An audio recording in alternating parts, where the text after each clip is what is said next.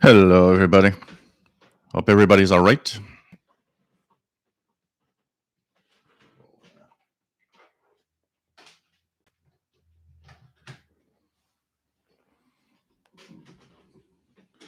We're on the air.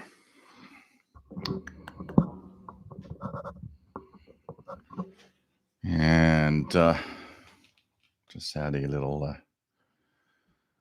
conversation with a neighbor that was asking a couple of questions. And let's start the AirSpy HF Plus. Welcome, everyone. Hope everybody's all right as we are starting another live stream.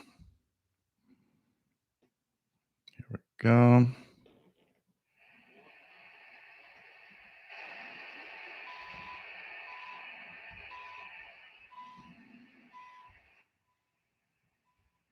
So here we go. This is the SDR, the AirSpy HF Plus Discovery on my laptop. And welcome, everybody. We're going to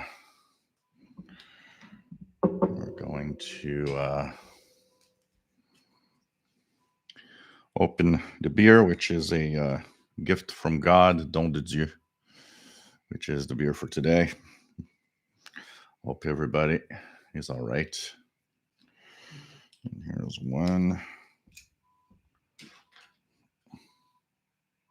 Ta-da. Nice sound.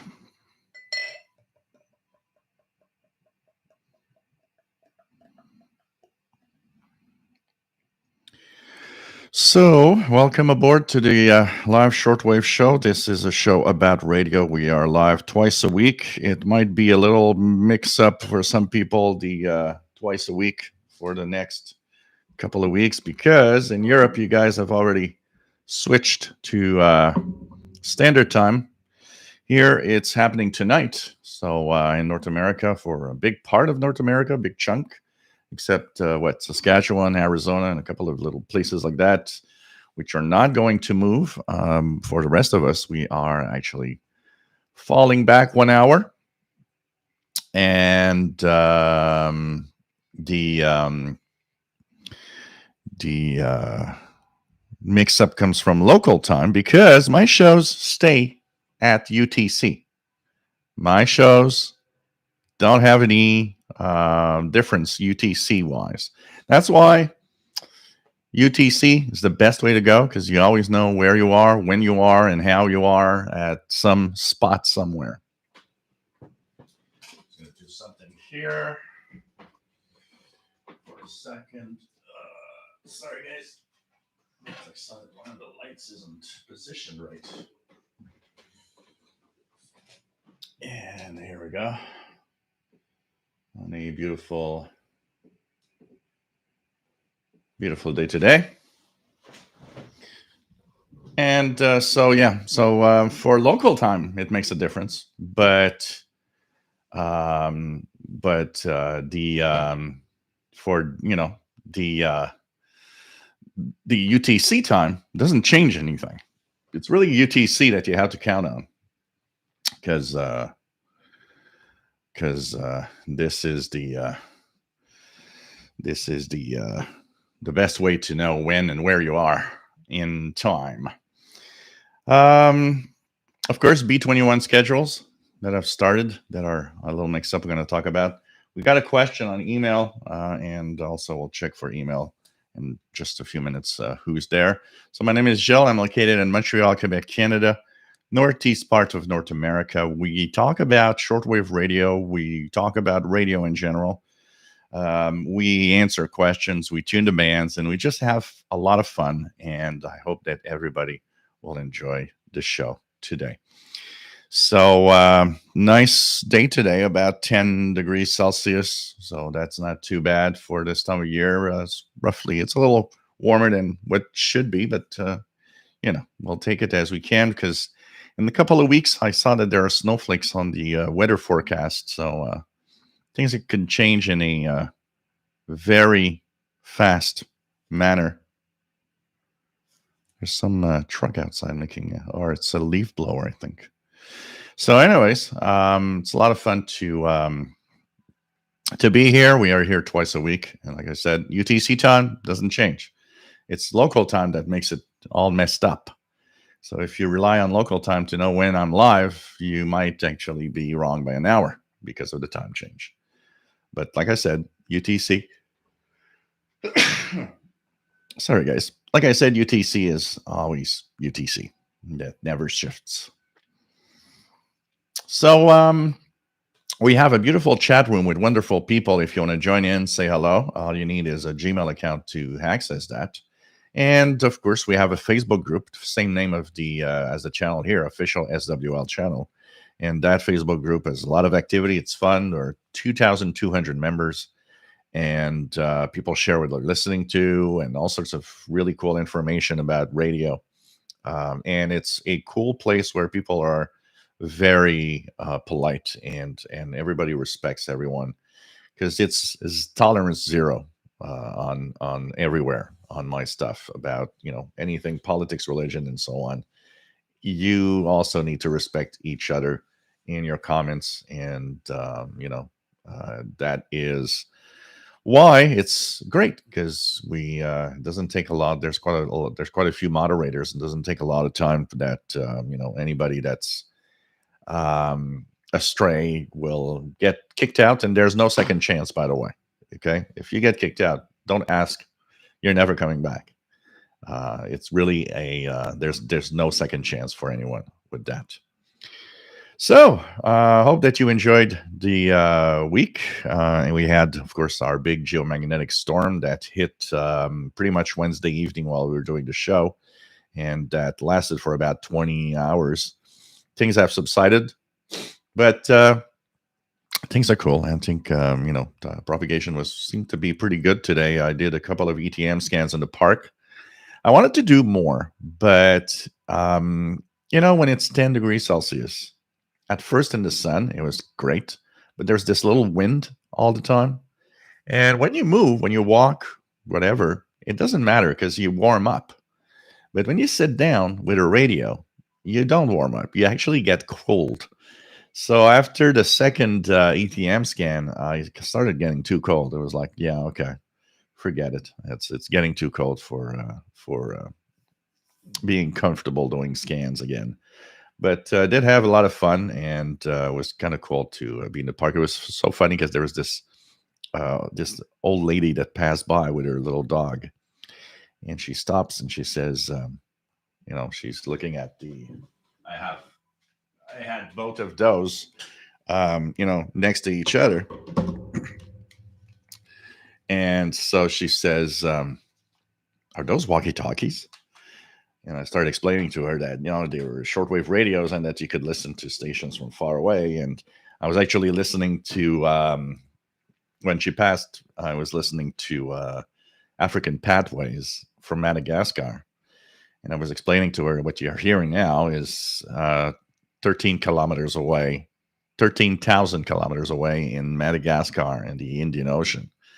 And she just looked and said, wow, this is amazing. I didn't even know that existed.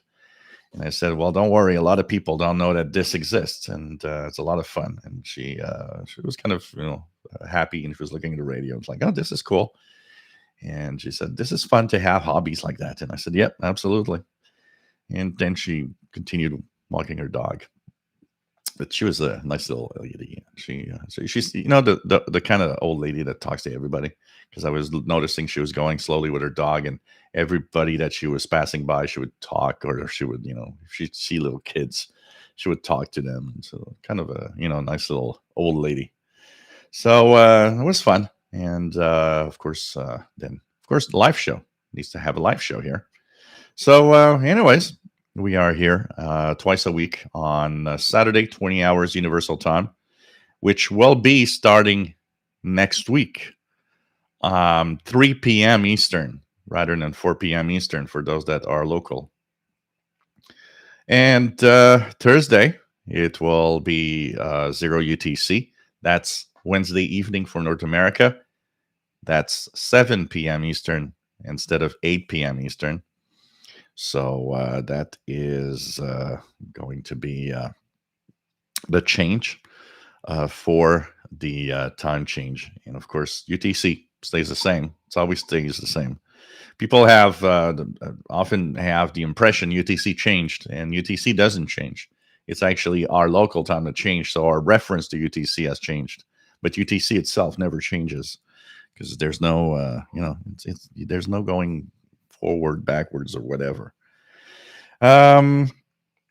Before I say hello to everybody in the chat room, by the way, my name is Gilles. I'm located in Montreal, Quebec, Canada, northeast part of North America. And of course, hope you enjoy our show today. Richard Lemke, hello there. Nice to have you on board from St. Albert, 7 Celsius. Canadian soccer comes to Edmonton, November 12 to 16. Cool. And of course, there's the Oilers. And there's the Zoom meeting for the EDXC next Saturday, which is open to everybody, by the way. And we're going to talk about that. And I'll probably post a video on the channel about it. So it's really, really cool to have all of you here. We have Elizabeth that says hello and that she still is feeling a little weak from all that is happening, but she is enjoying joining the show today and will be tuning with her radio during the show. So welcome aboard, Elizabeth, in Regina, Saskatchewan. And we, of course, have questions, and the questions come from Thomas. And Thomas is located in the UK. And he wants to have a few questions answered, and that's what we're going to do during the show. There's not a lot of questions, but some interesting questions that, probably you might have asked yourself and just don't remember. But this is definitely fun to answer also any questions anybody has. Let me check something here. I'm going to check the...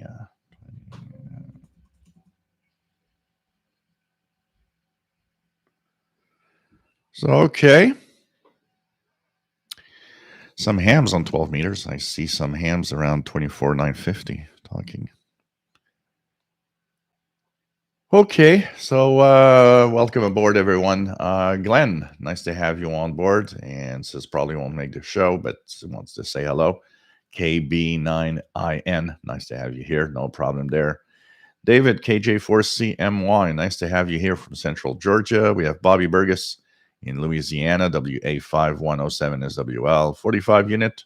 Nice to have you on board. 73 Fahrenheit in Florida today. That's just perfect.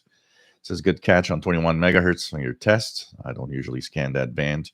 Yeah, it's worth it, especially now that the solar activity is a little higher. It's definitely worth it to scan the 13 meter band, 21 megahertz, in search of broadcast. There are a few stations that do broadcast there. I know that Radio France International has broadcast there. Radio Romania does broadcast there. Actually, if you look at the frequency ranges on the HFCC, many stations have registered frequencies on the 13 meter band. And even France, and I don't know if they're ever going to use it, but even France, Radio France International has registered a 11 meter frequency, which is kind of odd, and I'm not sure they're going to use it.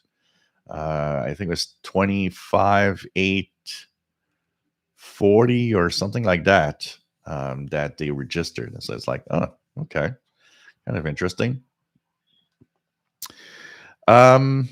We have Dwayne, nice to have you on board from Tennessee. Gary, 24 fan, nice to have you on board.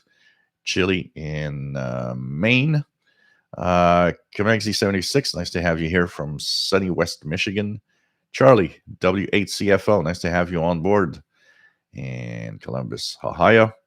Brad, nice to have you on board. Light breeze, 78 degrees. Tarek, nice to have you on board from Cairo, Egypt.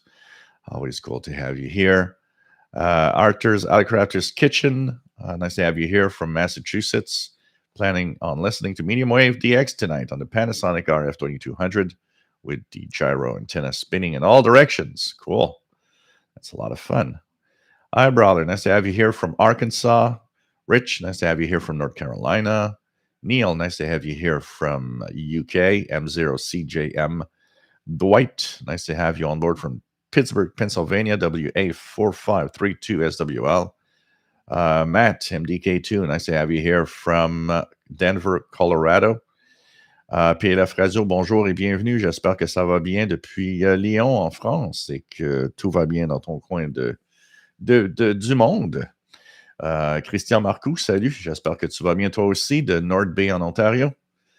Rob, nice to have you on board from Phoenix, Arizona. Korama Nikolai, nice to have you here from Romania. Catalin, nice to have you here from Germany. Andy New, nice to have you on board from Bristol, UK. MH3007SWL is listener call sign. Like Matt says, remember, it's always 20 hours UTC on Saturday. If you know your UTC, you know when I'm here. Chris66, nice to have you on board from Kentucky.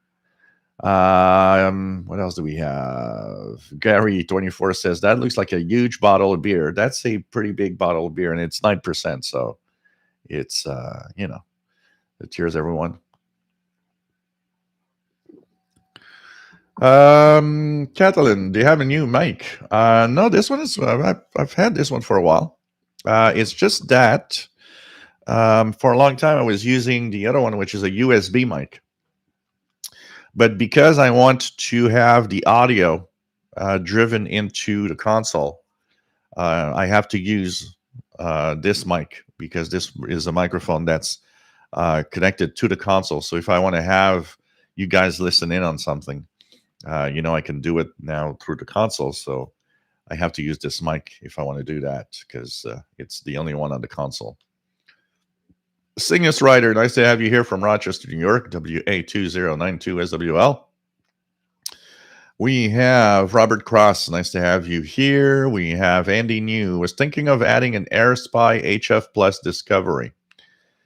And so the question is it as good as the RSP-1A? For me, okay, because there's, of course, the controversy that I have on the channel with a lot of comments is people saying the RSpy HF Plus Discovery is better than the RSP devices. Look, personally, and I don't have, test equipment. So, of course, in test equipment and stuff, I don't know, maybe something is different and shows up as better. But honestly, personally, my AirSpy HF Plus Discovery works as well as the RSP-1A or RSP-DX. The RSP-DX is probably closer to the AirSpy HF Plus, because it has features that the HF Plus has, including the high dynamic range mode. So technically, I think you won't see much difference between an RSP-1A and a HF Plus Discovery. They'll be as good from one to the other.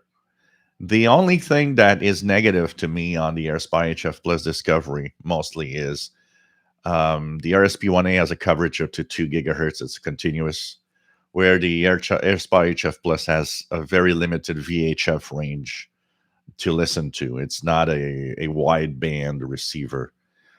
If VHF UHF is not something you listen to on your devices, then it won't matter. The AirSpy HF Plus is smaller than an RSP-1A, and works with mostly works with the SDR Sharp software, which has a lot of plugins and a lot of flexibility. So that could be one thing to think about. If you want to have the software that has tons of plugins and all sorts of features that you won't see in any other software, then their HF Plus Discovery will actually open that world. The reason why the RSP-1A RSPDX and SDR Play devices do not work on SDR Sharp is because of AirSpy. They are not letting the SDR Play guys join in on the software, and that's where I find that they're a little. It's a little sad to see that they, because of competition, they kind of refuse access to a software. And I've read enough about how some people react on the AirSpy HF Plus Discovery to know that I got an AirSpy HF Plus Discovery because I wanted to test it out for you guys. I use it a little bit on different devices here. I use the SDR Play device a lot more, but I probably will never buy anything else from AirSpy because of many little things that bother me and their way of operations. We'll just say it like that. But for the rest, for what I do, for what I listen to, they seem to be equal in performance, the RSP devices and the AirSpy HF Plus.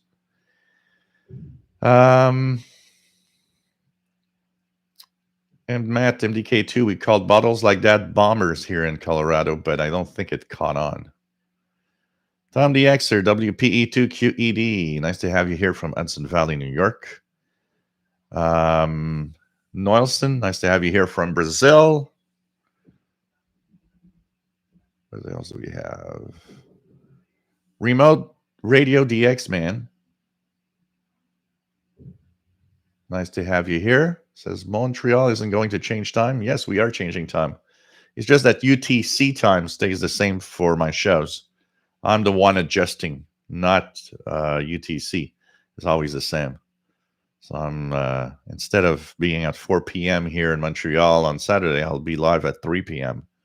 And on Wednesday, it'll be 7 p.m. instead of 8. DJW883, nice to have you on board. Says he just heard WWV. I would guess you're meaning 25 megahertz, 25,000 kilohertz, because you posted 2,500 kilohertz in Eastern Pennsylvania, the Dixon 501 loud and clear. So it's probably the 25 megahertz that you're actually mentioning. DJK Solo from upstate New York. Nice to have you here. And what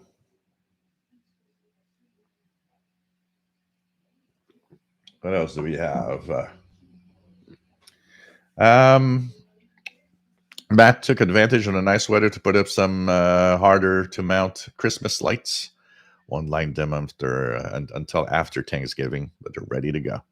Yeah, we usually want to do that early. Especially when I was looking at my extended weather forecast, they always have a map of kind of more North America with the weather patterns, and I was seeing that you guys there in Colorado might actually have some snow quite in a week or so from now. So we're going to see that. I know that there's a big snowstorm heading for the West Coast. They're saying that in some parts of British Columbia, there could be up to a meter of snow, 100 centimeters. Jeff McLeod, nice to have you here from Minnesota.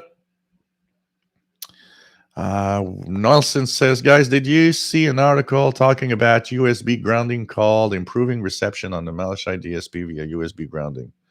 I did this cable and I'll test it soon. No, I've not seen that. So, hope you can give us more details and talk about it a little more. N6RLS, nice to have you here from Berkeley, California.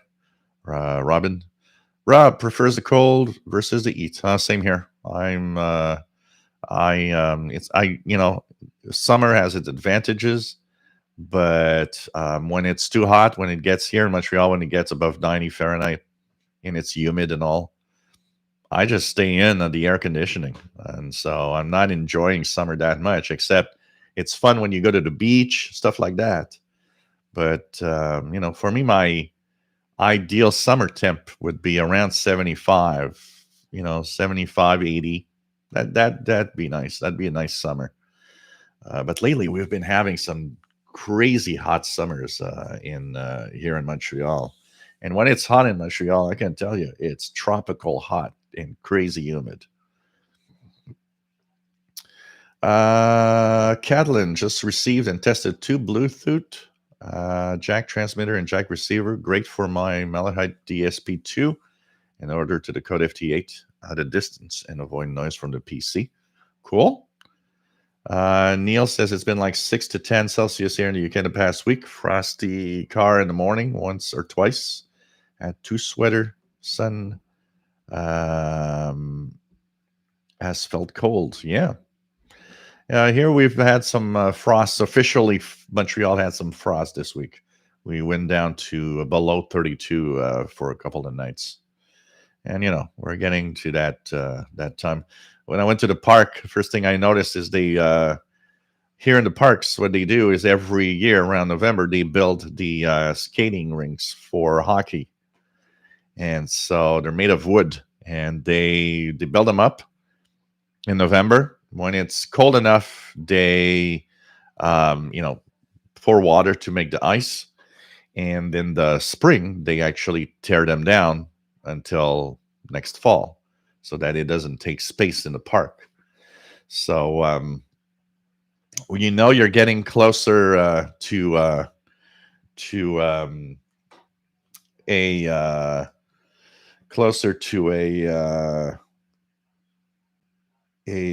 winter when you see the skating rinks that are actually built. Yeah, I got your email, PITF Radio. We'll be checking that out, and I'll be reading it a little later when I answer the questions. What else do we have? Neil Rigby from UK. Nice to have you here. Matt's receiving WWV 20 megahertz in Denver. Christopher, nice to have you here. Have 2 county comms. GP5 DSP radios. Is it worth upgrading to the new GP7 SSB? I would say the reason why, yes, it would be, not because of performance, because performance-wise, and I'll be making videos on that, performance-wise, they're roughly the same, but there are a few things that will make it better. First of all, the precise tuning of the GP7 compared to the GP5 with the frequency calibration feature, that is neat, and that is definitely something to think about for the upgrade. And the big plus is that keypad. I mean, it's a world of difference. Now you punch in the frequency you want to listen to. No more crazy, scanning, tuning, and taking half an hour to go to, 27255. You just punch in the frequency and you're there, and it's great. So there's a few features like that are totally worth it. And for me, anybody that has a GP5 should seriously think about the GP7, because it will definitely make it easier for you to tune around the shortwave bands. Plus, GP5 has ETM, which is nice. GP7 has ETM Plus. ETM Plus adds the capability of actually recording the frequencies that it finds in timestamps. So it's like what you heard at 12 UTC, and when you do a scan at, say, 16 UTC, it's in a different memory bank that is because of the different time. And so what different stations you might have heard around the clock because of that. And it's a faster scan also than the GP5 on the radio. And I mean, the frequency calibration feature, so you know that you're exactly on frequency. All of that is definitely a game changer for this, because now you tune the exact frequency you want rather than tuning and kind of fine tuning your signal. And so that is a great advantage for frequency precision, knowing exactly what frequency a transmitter is in single sideband, for example, and even in AM mode, because you can, zero beat and see if the signal where it is exactly. So it's a definite upgrade to the GP5. And for the features, remove the features in terms of sensitivity. They, I'll have to test out.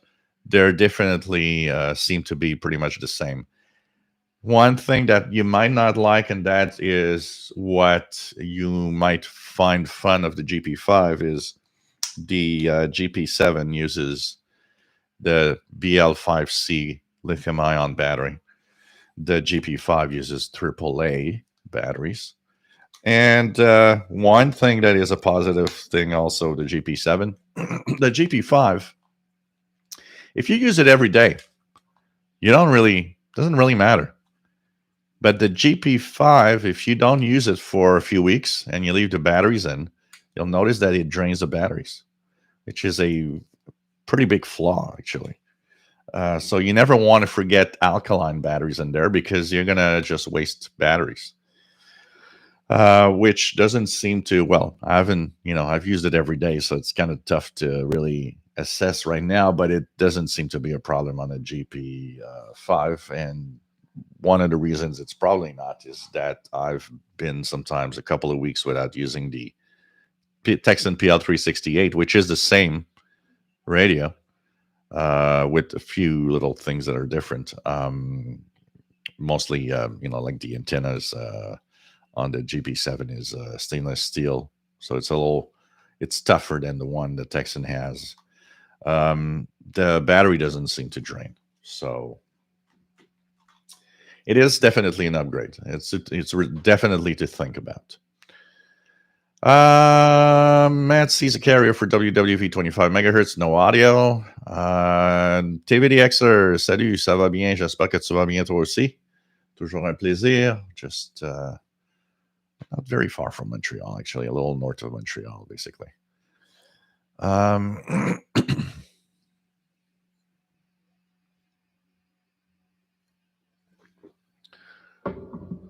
Matt says, I definitely cope with heat better than cold, but then again, in Denver is dry heat. Yeah, that's the difference. It's a huge difference. Dry heat, I probably wouldn't complain as much. But boy, here in Montreal, and you've been here, and you that's one of the things you remember, how muggy, hot, crazy it is here. And that I can't. It's just too hot. It's too hot and uncomfortable. But a dry heat is a different thing. Everybody saying hello to Elizabeth. Matt says, I saw QSO on 24945 just now. Yeah, and I saw another one here. I'm looking at the waterfall here, and then there we go. There's one on it seems to be about 24985. Yeah. 24985. There's a ham there. It's fun to see these bands that are open, and that we can listen to signals on higher frequencies. Lots of fun.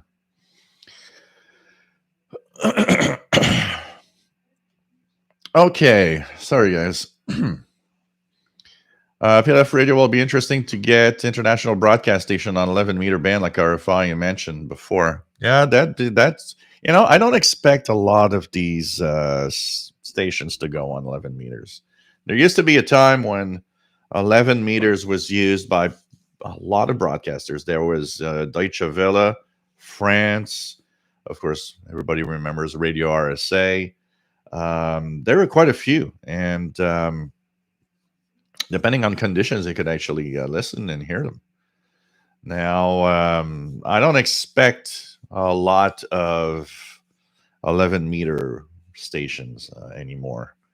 And we're going to talk about that in a few minutes, because one of the interesting questions that we have from Thomas is about a couple of international broadcast bands that he says, I haven't heard anything there. So we're going to talk about that. Richard Edge, by the way, Christopher Cullen is in New York City. Richard Edge, VE7RXE from the West Coast. Watched a couple of your videos last week and decided to subscribe. Thank you very much. It's nice to have you here. And it's cool to have everybody on board and have new people around. Zen Faros, nice to have you here. Went through the FRG7 with the exit and all the switches and pots working flawlessly now. Cool. Listening to a broadcast on 21.530. Gustavo Bernandez, nice to have you here from Venezuela. Matt heard HD8R on 24.944.9. That's the expedition in the Galapagos Islands. That's cool. That's cool. Let me just, I don't know if they're still there, but I'm curious. Just curious to see if I'll hear anything. And so, what else do we have? DJK Solo, you ever hear on 5850 the report of the week show? Yeah. He goes live on Friday 9 p.m. and I believe Eastern time, I believe. Yeah, I've heard the voice of the report of the weeks many times. Absolutely. So PLF Radio, do you try free SDR software, SDR plus plus? I've not checked SDR plus stuff in a little while. I need to maybe install it here and check more of it for sure. Zen says AirSpy HF Plus Discovery better than an RSP Duo. Here I don't see a difference with the RSP DX for sure. So I don't know. Are you using the exact same setup, AirSpy and RSP Duo on the same antenna, exactly same setup? Here I have this advantage is that I can use my RSP DX and the AirSpy HF Plus on the same antenna at the same time, thanks to my multi-coupler. Neil here in Gander, HF Oceanic Control on the UK tonight on 8891. Cool. Juana Maria Lopez, nice to have you here from Mexico. Zen Faros 21525 S9 plus 20 with Radio Africa. Yeah, I thought it was probably 21525 you were listening to. The FRG7 is could be a little off sometimes. That's the thing of the old, Matt says, I agree. I think maybe the AirSpy HF Plus Discovery has a slight edge over my RSPDX, but it's not enough to recommend it over the RSPDX. Yeah, for me, it's if you ask me the question of, should I get an AirSpy or an RSPDX, I'll simply state the fact that, SDR Sharp that you can use that might have plugins that you could use and they could be really cool. And the fact that the RSPDX actually has a much wider coverage. But that's pretty much where I'll stop. It's like, from there, you got to choose because for me, both seem as good, pretty much. I need to, it'll be fun. I need to do more, a couple of compare videos again. I think that'd be fun to post a couple of compare videos again. And I haven't compared the AirSpy and the RSPDX together in a little while, and could be fun to check out. Matt says I usually use HD SDR with my AirSpy because the DR Plus has certain intolerable drawbacks, and there are always updates coming out, and it's pain to figure out which settings get changed when I update it. Andy New says I already have the RSP1A, but I like the possibilities of software using SDR Sharp. So that could push you towards buying one. Definitely, because that's something to think about for sure. If you buy it, you're not buying a bad device. You're buying the AirSpy HF Plus is a good radio. You'll have a good radio.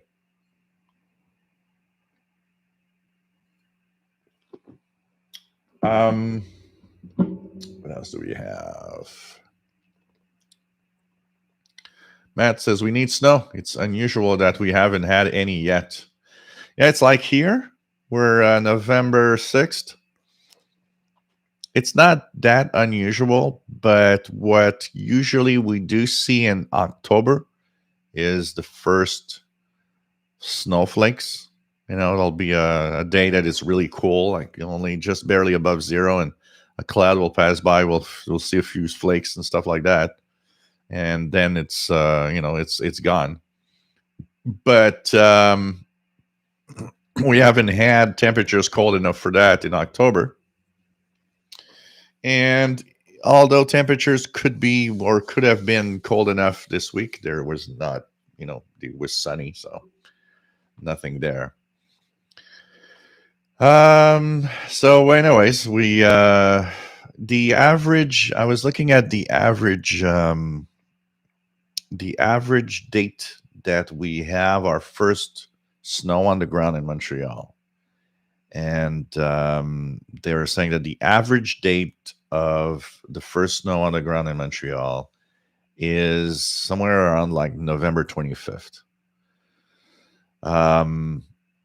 So, we could, and maybe we won't. One of the very unusual aspects of the weather is that usually, like here in Quebec, usually up north, it's at November 6th, a big chunk of the province is already covered in snow up north.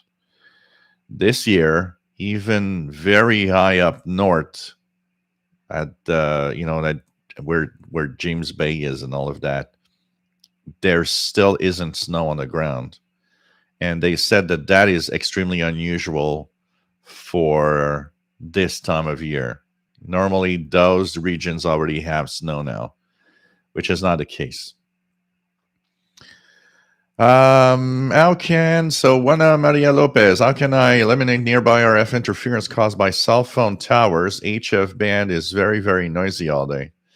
Yeah, it might not be the cell phone towers. It could be more of everything around you. I would suspect more of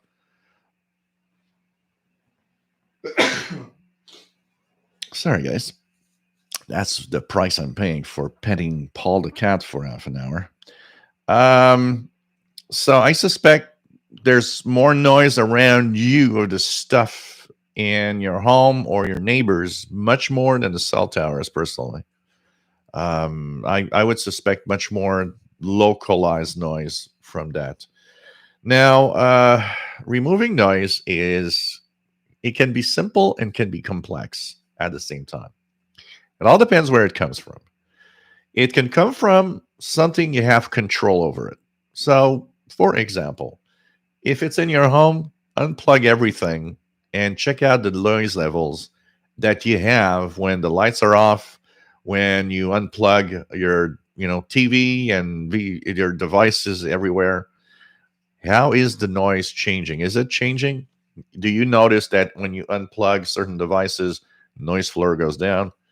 Then that's local to you, and you have the choice. You can unplug those devices temporarily when you do radio, stuff like that. You can try power bars that have RFI chokes in them that prevents noisy devices from broadcasting that noise everywhere. Then you have the noise that comes from your neighbors, which you have no control of, because what your neighbors do is you can't go and knock and say, can you not listen to the TV tonight between 9 p.m. and midnight because I'm going to listen to radio. I think you're going to be you risk having a punch in the face at some point. That you have no control, and that's where the mitigation of noise comes from. trying different antennas and different areas where you could put up your antennas, having outdoor antennas that actually come in through coaxial shielded cable so that you can avoid the local noise and just have what's out there in the signal. The other possibility, if it's difficult with that, is a loop, a magnetic loop. In noisy environments, magnetic loops are wonderful devices. And a magnetic loop like the MLA30 is not very expensive, around 40-ish US dollars. And that's what I run here, and it works great. It's just an amazing antenna, and it lowered my noise because here I'm in a noise hell. It's like this is a place where I'm tough because most people dealing with the high level of noise I got here probably would have abandoned the hobby a long time ago. But having a loop like the MLA30 gave me back part of the shortwave listening fun that I didn't have before. And it's kind of cool that that is something happening. But magnetic loop is your next possibility. But start by looking local in your home. Is there something in your home that's creating noise? Then start testing out media wire antenna outdoors.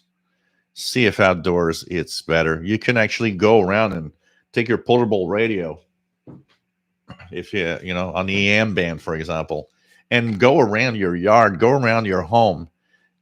You'll see that the noise will peak at certain places, will be quieter at others. That is a great way to pinpoint some of the noise sources that you have in your home. Or if it's not in your home, it's a great way to pinpoint the noise sources outside your home also when you walk in the yard or so on. But, you know, there are situations where it's extremely complex and very complicated to actually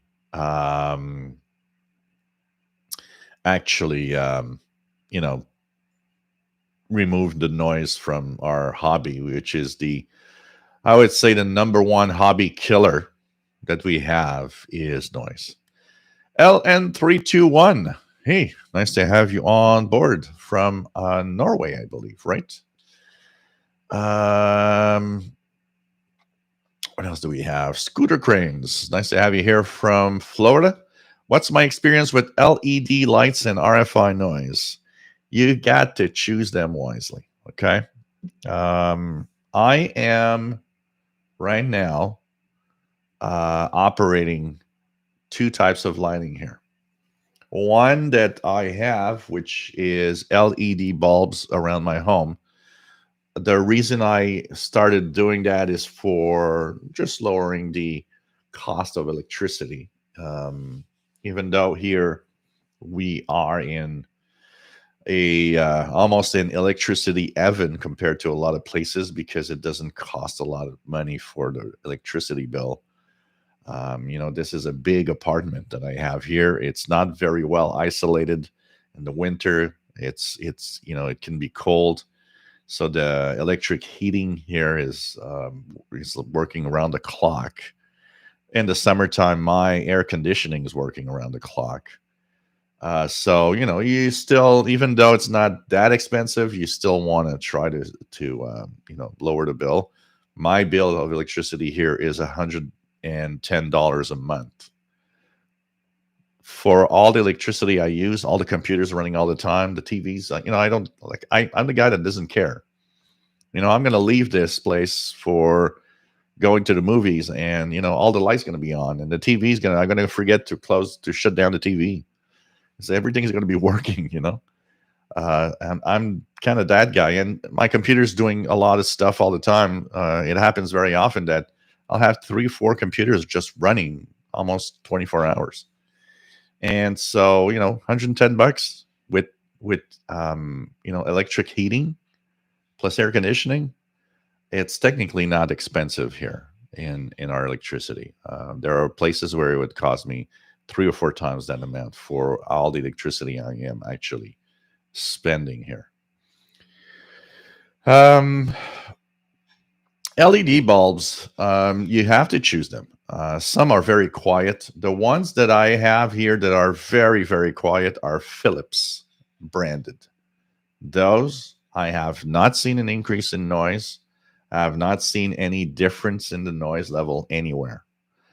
Plus, I've got the lights. Right now it's the sun that's shining, but when it get darker a little later, the lights that I have here shining for the camera are Wi-Fi bulbs, so I can actually change the color and turn them on or off with my phone. They are also Philips. They're Philips U bulbs. They are extremely quiet. That I purchased only one, and that's the way I usually do it. If you want to buy LED lights for your home, if you buy bulbs, buy just one. Buy just one, put it in near your radio or where you know if it's noisy, it's going to show on your radio. Turn it on and see if there's a difference. If it's super noisy, you know that you have to move on to another brand of light. If it's not, like my Philips bulbs here, I don't see a difference. That will mean you can buy all of the bulbs you want from that company and buy many of them, because you never know when they change the models and stuff like that. Over the years, it's not the same design. They change things. If you find bulbs that are very quiet and you need 5, well, buy 10, because even though they last very long, you know that the 5 extra bulbs are going to be there, and they're going to be the same quiet bulbs that you have if for some reason one burns out. And for the Wi-Fi bulbs, same thing. The only thing that is not branded, it's one of those Chinese weird things, is that the lamp that you see here, that's blue right now, that I bought on Amazon. I bought one because I thought I'm going to try it, and if it's too noisy, well, I'll just use it when I don't radio. And it's super quiet also. So I thought, I'd buy one, and if I want to have lighting like in my living room with a lamp like that, now I know that I can buy that lamp again, and it's going to be okay. So you just got to choose them well, because they're not all quiet. Some are very noisy.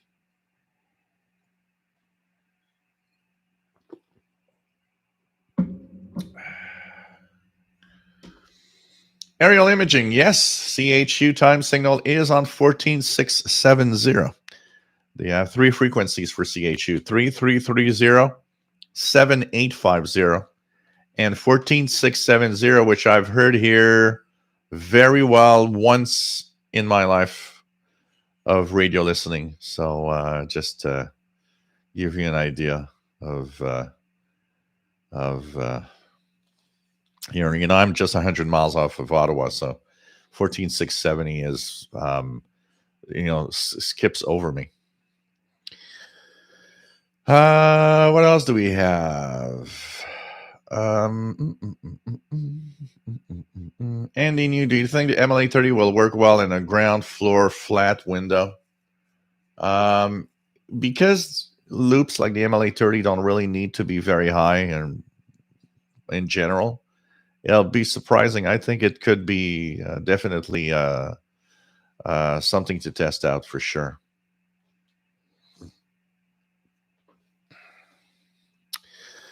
Rick, nice to have you here from Milwaukee. M1 MBZ, nice to have you here from the UK. Thomas, nice to have you here from Poland. Thomas Kowalski. Nick Sharp, nice to have you here from Southern England. What else do we have?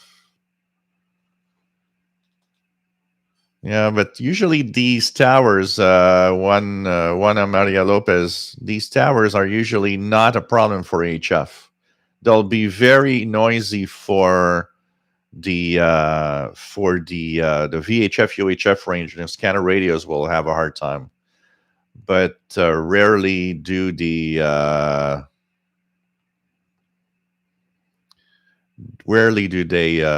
cause problem, except if you have FM stations, stuff like that. They might actually there could be some breakthrough on the shortwave bands. John Ritson, nice to have you here.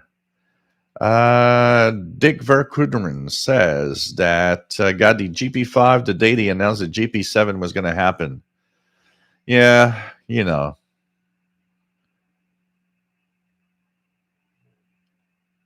Sheldon Harvey, nice to have you here from Greenfield Park, Quebec.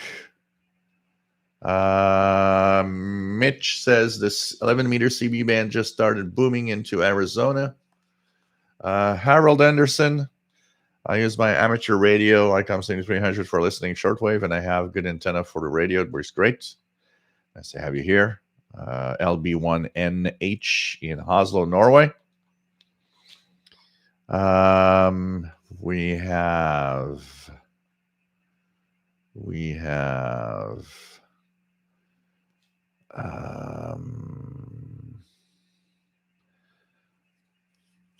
so HD8R Galapagos Island closer to 24944.85.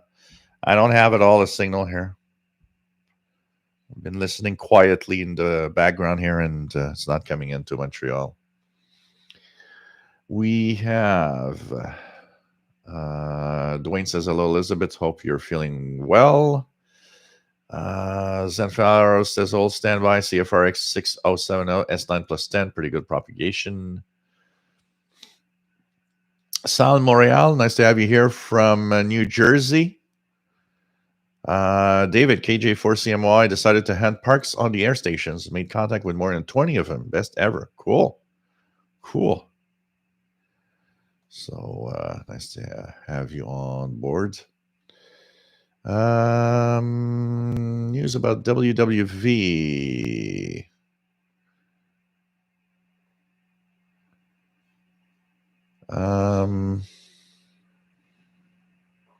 Cool. I'm going to check that out. We'll be checking that out.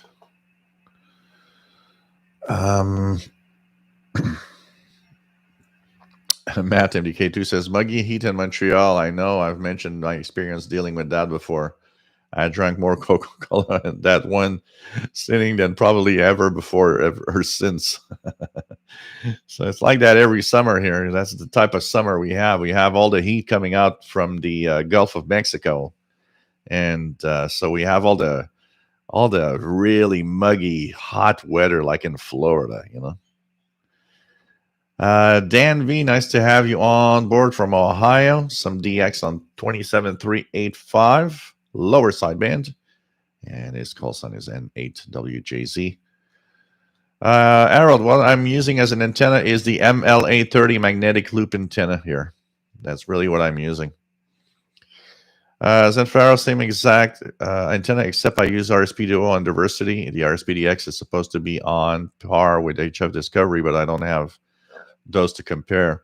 Yeah, the RSPDX is what I have. So, of course, there could be differences between the RSP Duo and RSP1A and RSPDX. You know, RSPDX is technically a step up. So, absolutely. Stephen Wood, 11770, Voice of Nigeria, good signal this afternoon. Yes, the problem is their audio. I caught 11770 while scanning with the radio this afternoon in the park. It's the signal's there. The audio is so low, it's impossible to listen to. Vince, salut, j'espère que tu vas bien. Nice to have you on board. Mark, WA9278SWL. Nice to have you here from Wisconsin. What else do we have? Hubert Major, nice to have you here. Donald Hosmer, nice to have you on board. I got 2 inches of snow earlier this week in northern Michigan. Summon Templar, nice to have you here. Matt says 11770, have a carrier. So that's got to be Nigeria, but no audio. That's exactly my experience that I had with the radio this afternoon. Is you get the signals there, but you just the audio's too low. It's barely audible.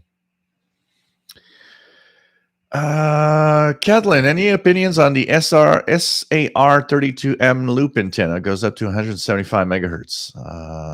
Nice to. It's from Greece. SV2CZF.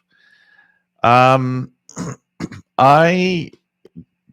don't know. It's my experience on one of those antennas that has a wider coverage is on the K180 WLA. I would think a lot of those are made on the same design. My only experience I have is with one, and the experience I have here is no good because all the FM stations are overloading the loop. What makes the MLA30 immune is that the MLA30 is not sensitive on the FM range, the VHF range. So it doesn't overload. But those are made to be sensitive on those higher frequencies. And that gives me a bad performance. That said, when I take it and I position it to try to null out all the FM, it seemed to perform very well. But it's roughly unusable here. So I don't know. I'm sure there are some of them that might be better than others. Maybe they're with filtering and everything, but it's a tough one. Appleby, good evening. Nice to have you here. Patrick Emery, global warming in La Nina. Rufus Newt, nice to have you here from Laurentian Valley, Ontario.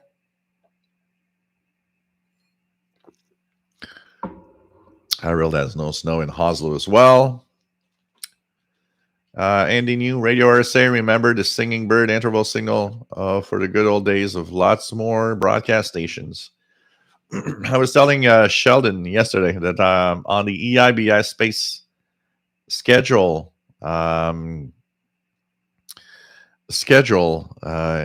page, you have an archive, and you can go and see the schedules of what it was like in 2000, 2001 on the broadcast bands. Well, if you want to cry, you could go and check that out. There's so much to listen to in one evening in North America. Oh, God. Man. Paul, nice to have you here from Southwest Michigan, mid-50s and sunny. What else do we have? Connecting the case of the radio to ground like the MLA radio can help. Gary24 says, I don't know if it's just my imagination, but I get less noise on my radio by shutting off my Wi-Fi router. It's totally possible. These devices, a lot of them are very noisy. So it could totally be the case. Absolutely. Appleby says, PL660, main player, HF sensitivity good, firmware 6622. So that's a great radio. The 660 is a nice radio. Nice PLL radio without any chuffing or anything. Blind. Whoops. I lost my space here. Here we go. Blind Picker. Nice to have you here, Rob. W0RAB in Connecticut. And Rob is a blind ham. Nice to have you here. So yeah, the PL660 is nice. I've seen the mods for the PL600, but I haven't seen mods for the 660. I don't know. I would have to look at what actually they are on what they change on the radio itself. Tristan, nice to have you here from Newfoundland. Always nice to have you on board. Better late than never, as they say. Barry, good evening. Nice to have you on board. Vince says, last Saturday evening on Minion was crazy. Hundreds of channels were there. Some from New York City, Detroit, Windsor, and now it's all gone. Any idea why I got so much channels that evening? But what do you mean by it's all gone? Because this week you could have had some problems with the medium wave bands if you tried on a few nights, because we had a geomagnetic storm, and that tends to increase the absorption on the medium wave band a lot. So when the conditions are closer to geomagnetic storming, usually the AM band gets very quiet. Try it again. Try it tonight. Try it tomorrow. Conditions are kind of quiet right now. Let me check the solar indices here. If we look at, because if you tried this week, there's a chance that this week, because of the geomagnetic storm, you had pretty much nothing on the bands, on the medium wave bands. So solar flux is 93. K index is 4. It's unsettled. Not the best conditions, but if it doesn't get worse than that, you might find that this weekend is going to be better. Try different nights, because solar activity affects the medium wave band also. And when solar activity gives you big solar flares, and you've got nothing much, you've got a lot of the geomagnetic storming and stuff like that, it definitely dampens the medium wave band. I've seen during geomagnetic storms a medium wave band that was almost just local at midnight.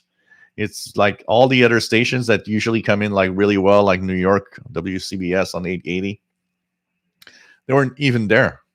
And I was like, whoa, okay, something definitely happening. But I think probably from last Saturday to now, you experienced the geomagnetic storming and unsettled conditions in the geomagnetic field. That definitely has an effect on medium wave. So try it again. Things are going to be back. Winter is a great time for medium wave, by the way. So things are probably going to be back to normal within, in some days. But expect that to happen from time to time with solar activity, especially with the fact that as the solar activity will increase, chances of flares increase, and chances of geomagnetic storms increase also. So there's a good side to higher solar activity, lots of good DX and higher frequencies that are propagating. But what's happening is that there are more times when this type of bad propagation can also happen.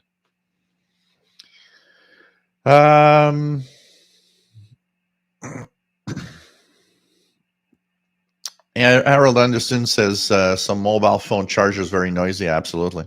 The one that I have here for the Samsung Galaxy S20 is it's not super noisy, but when I charge my phone, I actually see a difference in the noise floor.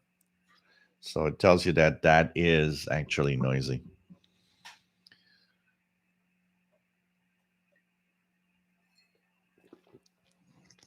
Yeah, Kathleen, there is a slight there is a height for loops in general from the ground, but it's not critical. It'll still work even if it's very close. As long as it doesn't touch the ground, it's probably still going to work. Sometimes you have no choice. You're stuck with what you have and what you can do. Joe Gomez, nice to have you here from San Diego, California. Geeksy Squidward, nice to have you here, says, are you going through the B21 schedules tonight? I'm going to wait to have a little more precision on the B21 schedules for that, because there's still a lot of things missing now. I'm getting a clearer idea of, what station is where, but I'm going to wait till I have a little more details.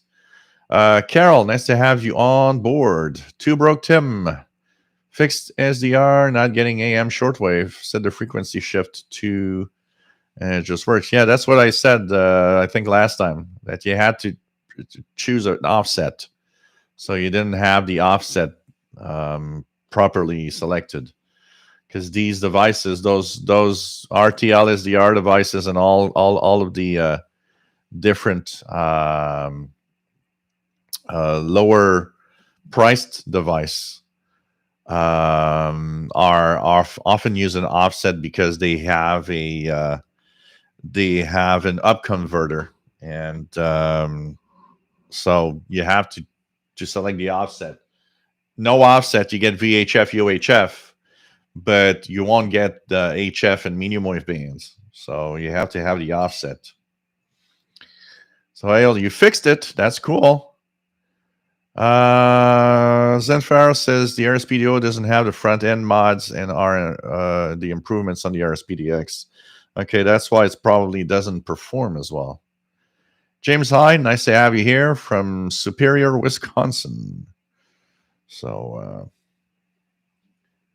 nice to have you on board. Already an hour into the show, man. Time flies.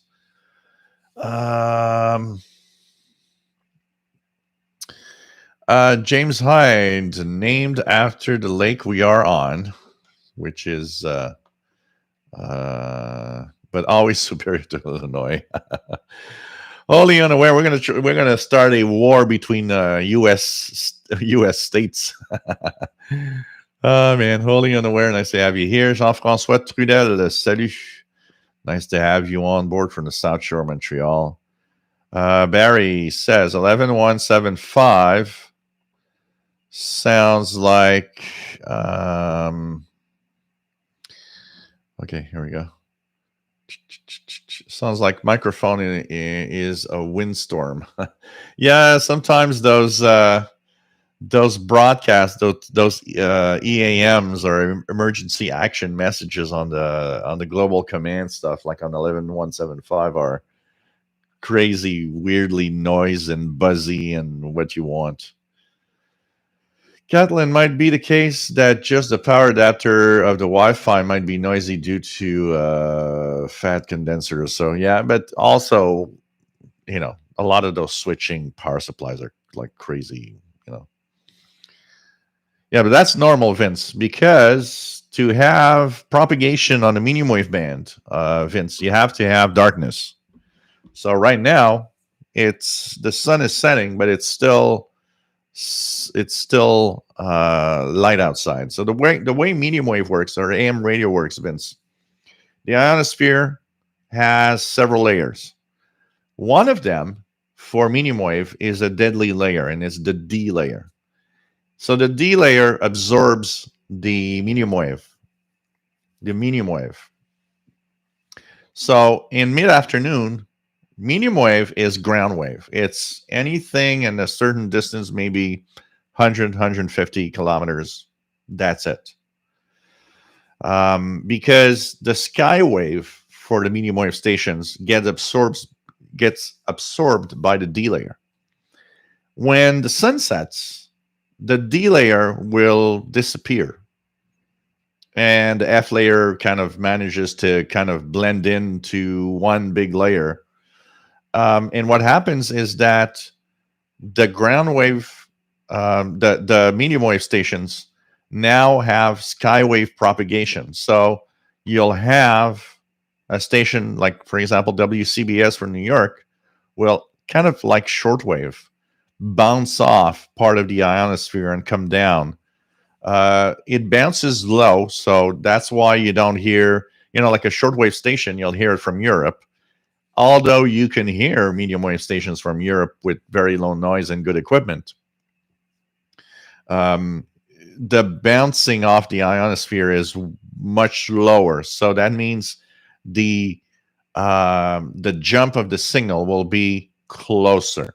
So you might not hear 10,000 kilometers away, but you'll hear easily 1,000 kilometers away.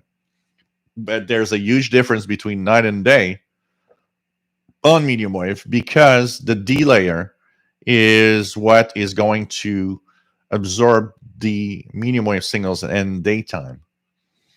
As the sun sets, you're going to start, actually a fun experiment and a fun thing to do is to start tuning around medium wave and tune around the bands of medium wave like half an hour before sunset and until an hour or two after sunset, and you'll see that gradually signals increasing from faraway stations.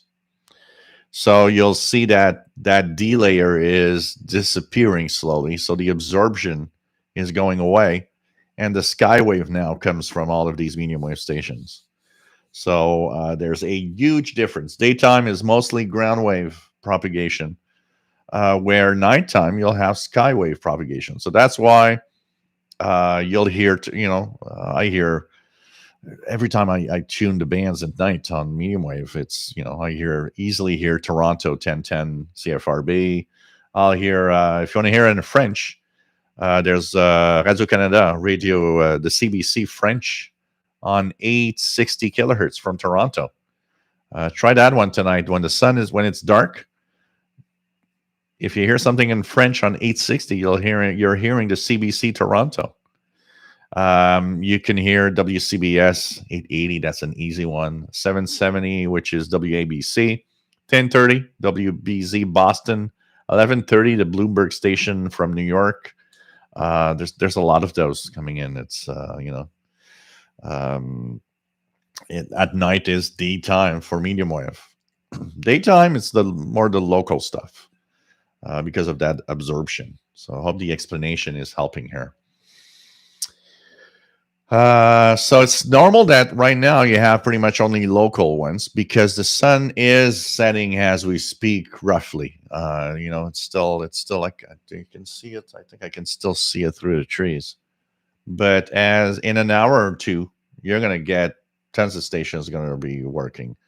But add to that the fact that you will have possibly some evenings that you turn on the radio and geomagnetic storms will kind of wash out the band because there will be absorption and all sorts of things. But day and night is a big difference on medium wave, absolutely.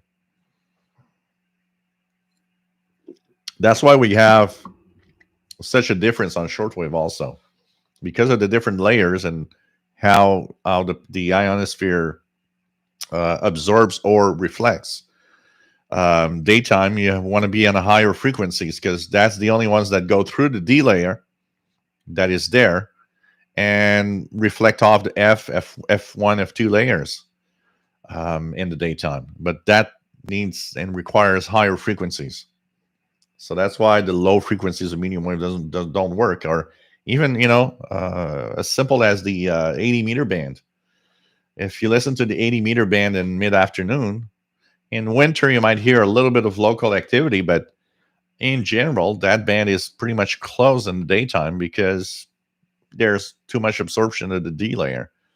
You might hear only somebody local, like, 10, 20 kilometers away.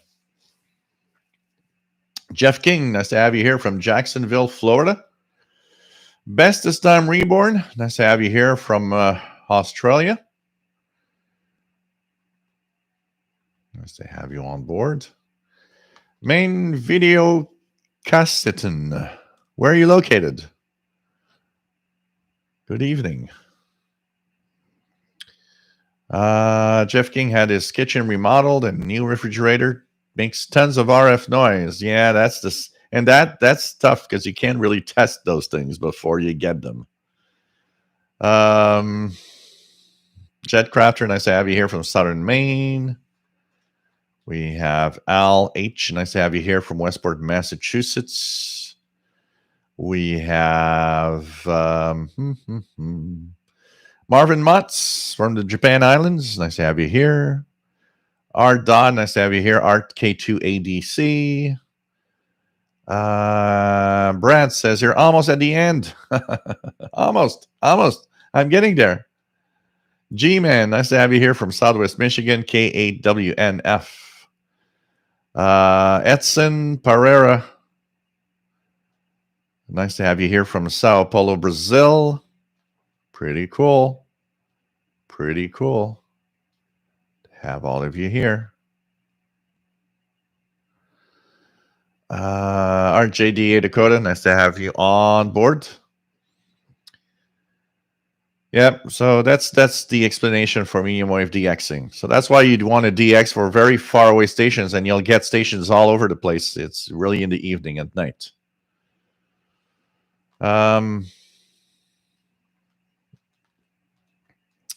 What else do we have? Zen Faros is hearing Greece 9420 kilohertz.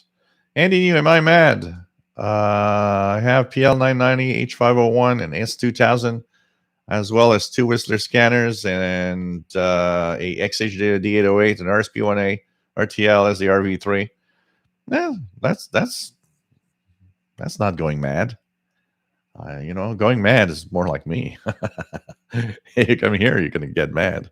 Here, I could actually invite all 146 people that are on the live stream right now, and probably everybody would have a radio. Maybe not all a good radio, but I think almost everybody would have a radio. So that maybe is a little more mad than that. But it's fun. Yeah, Vince, absolutely. Some stations are forced to lower their power and even change their patterns. So stations at night have to switch. Not all of them, because there's categories of stations on medium wave. There's clear channel stations. These are the dominant 50 kilowatt stations that are around the clock. Those stations are the ones that dominate all the time. But you'll have the stations that, because of the possibility of interfering with another station, for example, a Canadian station could interfere with a U.S. station, or the other way around, or just around the states and the places where they are. There will be changes of patterns. So they will say, okay, well, the pattern needs to be you broadcast towards that area, and the power needs to go down from 10,000 watts to 1,000 watt. A great example that annoyed my mom here was CKVL on 850 when it existed. That station at night was, in the daytime, it had a great signal across Montreal, but the pattern and the power level that they had to use at night, they were often overpowered by U.S. stations coming in. And I still remember my mom, because she was she loved listening to one of the guys that was on that station in the evening around midnight. And she would come up to me and she says, "Is my radio broken? I'm not hearing this station very well. I'm hearing other things. Is there something wrong?" And I had to explain to my mom. I was like, "No, it's because at night they have to use lower power. And where we live here in the city, it's unfortunately not propagating very well to here." That was something that, that's something that a lot of people experience, actually. And some stations are become difficult to listen to at night because of that. So it depends on where you are and what frequency you're using. You have clear channels. These are 50 kilowatt. You run it 24 hours a day. And of course, the stations are further away. They don't put, a million clear channel stations close together. And there's, all the other types of frequencies where you've got, tons of broadcasts of different power. There's graveyard frequencies that they call, which it's like, you tune to that frequency. It's like a bunch of noise. By the type of noise and by what you're hearing and listening to, that there's something in there that's a broadcast. Actually, a lot of it is something that is a broadcast, but it's just like they're all pretty much all overpowering each other. It's like some kind of really, it's just a noise channel. Joe Tyson, nice to have you here from Apex, North Carolina, KM4WRQ. What else do we have? Tim B, nice to have you here. Matt, NDK2 have had a project to work on. They changed the street light by my house, and I no longer have a power line along my property's eastern edge. So I may now mount antennas there. We'll need to extend the grounding, and I'll be able to do so, and move the shack from one side of the house to the other. This solves a number of arrangement issues I've had because I had to put everything on the west side. So that could be fun, and that could be a different experience of radio, maybe a better experience with radio. RJDA Dakota, Medium Wave DXing, great way to enjoy night baseball or football games. Yes, absolutely. I still remember I would go up north when I was a teenager with friends, and we would be, maybe about 200 kilometers from Montreal up north. And I could listen to the Expos baseball. We would listen to the Expos baseball game at night on CKAC 730. For those that remember here in Montreal and around Montreal, avec Roger Brulotte. That was the guy with the announced, kind of talking about the baseball game, describing the game. And we would, thanks to propagation late at night, would be able to tune in to these to the baseball games from the Montreal Expos. Nicolas VK2XLY in Sydney, Australia. Nice to have you here, my friend. Hope you are well. My name is Gilles. I'm located in Montreal, Quebec, Canada. We're on the other side of the world. And you are tomorrow. You're from the future. Jim Gordon, nice to have you here from Scotland. Been using my H Grundig 400 yacht boy after many years. Was listening to VOA Botswana 15580 around 15. What a good radio it is. Anyone out there have one? I had a yacht boy 400 for a while, and I really enjoyed it. In the 90s, I had the yacht boy Grundig yacht boy 400 for probably one of my main radios. One of my main radios for at least a year and a half before I had some other radios. In the 90s, that's where things were actually moving on more on radios on my side. Because in the 80s, I was a poor teenager that has no cash. So I pretty much had only what my dad pretty much purchased. And so I had a few radios. I was lucky to have a few radios. I've had, of course, it started with the Realistic DX100, which was pretty crappy when you think about it today. I wish I had something better back then. Then I had a Realistic DX302. That was a step up. Still not the best because it overloaded crazy on strong signals. And God knows in the 80s, strong signals were everywhere. So that radio was useless in some bands. I remember not hearing Radio New Zealand. Radio New Zealand, by the way, for those that, listen to it today, Radio New Zealand, when I was listening to Shortwave as a teenager, was not the powerhouse station today.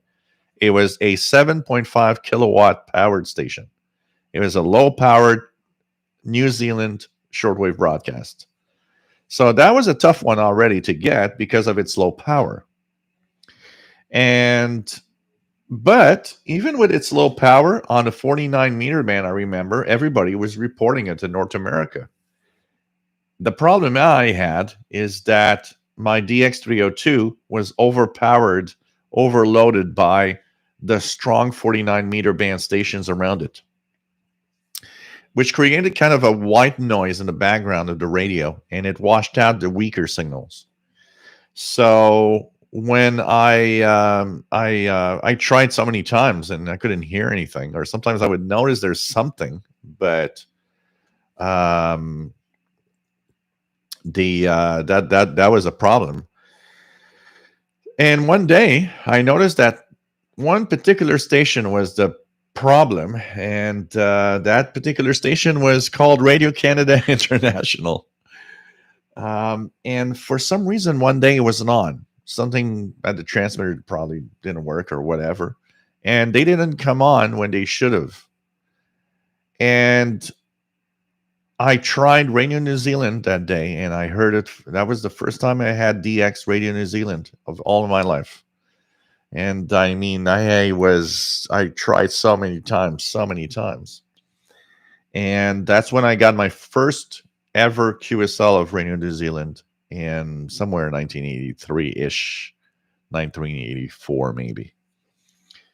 Then after that, there were a couple of portables like the Panasonic RFB300, the Panasonic RF2800 that my dad got from flea markets. In the 90s, things changed because in the 90s, I now had a job. I was not rich, but I had money to spend. So basically, I started looking at the radios I would buy, and I started like going through a lot of portables. In the 90s, I of course purchased my first real big, fantastic radio that I wish I had years earlier.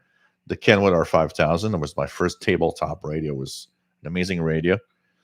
But I had a lot of portables. I remember I purchased a St. Gian ATS 800. That was kind of crappy. I still have it. Then I had, of course, the Yachtboy 400. I purchased the Radio Shack DS398, which was the St. Gian ATS 909 original. I had quite a few portables in the 90s because I had more money to spend, but it was still limited because I had my scanner craze. So I had to spend my money of, okay, do I buy a scanner radio or do I buy a shortwave radio? Because I can't afford buying both of them. So I could have had maybe some better portables, but in my scanner craze years, I would spend more money on scanner radios than I would on shortwave radios. But I had that Yachtboy 400, and I remember it was a pretty good radio. I really liked it. I had purchased that one because I had seen, for those that remember, the Passport to World Band radio. I had seen the review of the Passport to World Band radio that were giving it really high marks. And I purchased it, I think, pretty much because of that. I still remember going downtown Montreal because that was the time when getting a shortwave radio was starting to get a little more difficult. The only store that sold shortwave radios pretty much in Montreal was Radio Lorenz. There was maybe a couple of other places, but that's the one I knew. And when they shut down, that was where I didn't know where to go to buy a shortwave radio. And I went to, I think it was something like Atlantique Electronique or something like that. One of those chains of stores that doesn't exist anymore today here, but that existed, and they had a store downtown. And I went in thinking they probably don't have any shortwave radios here. And that's where I saw the Yachtboy 400 in the display.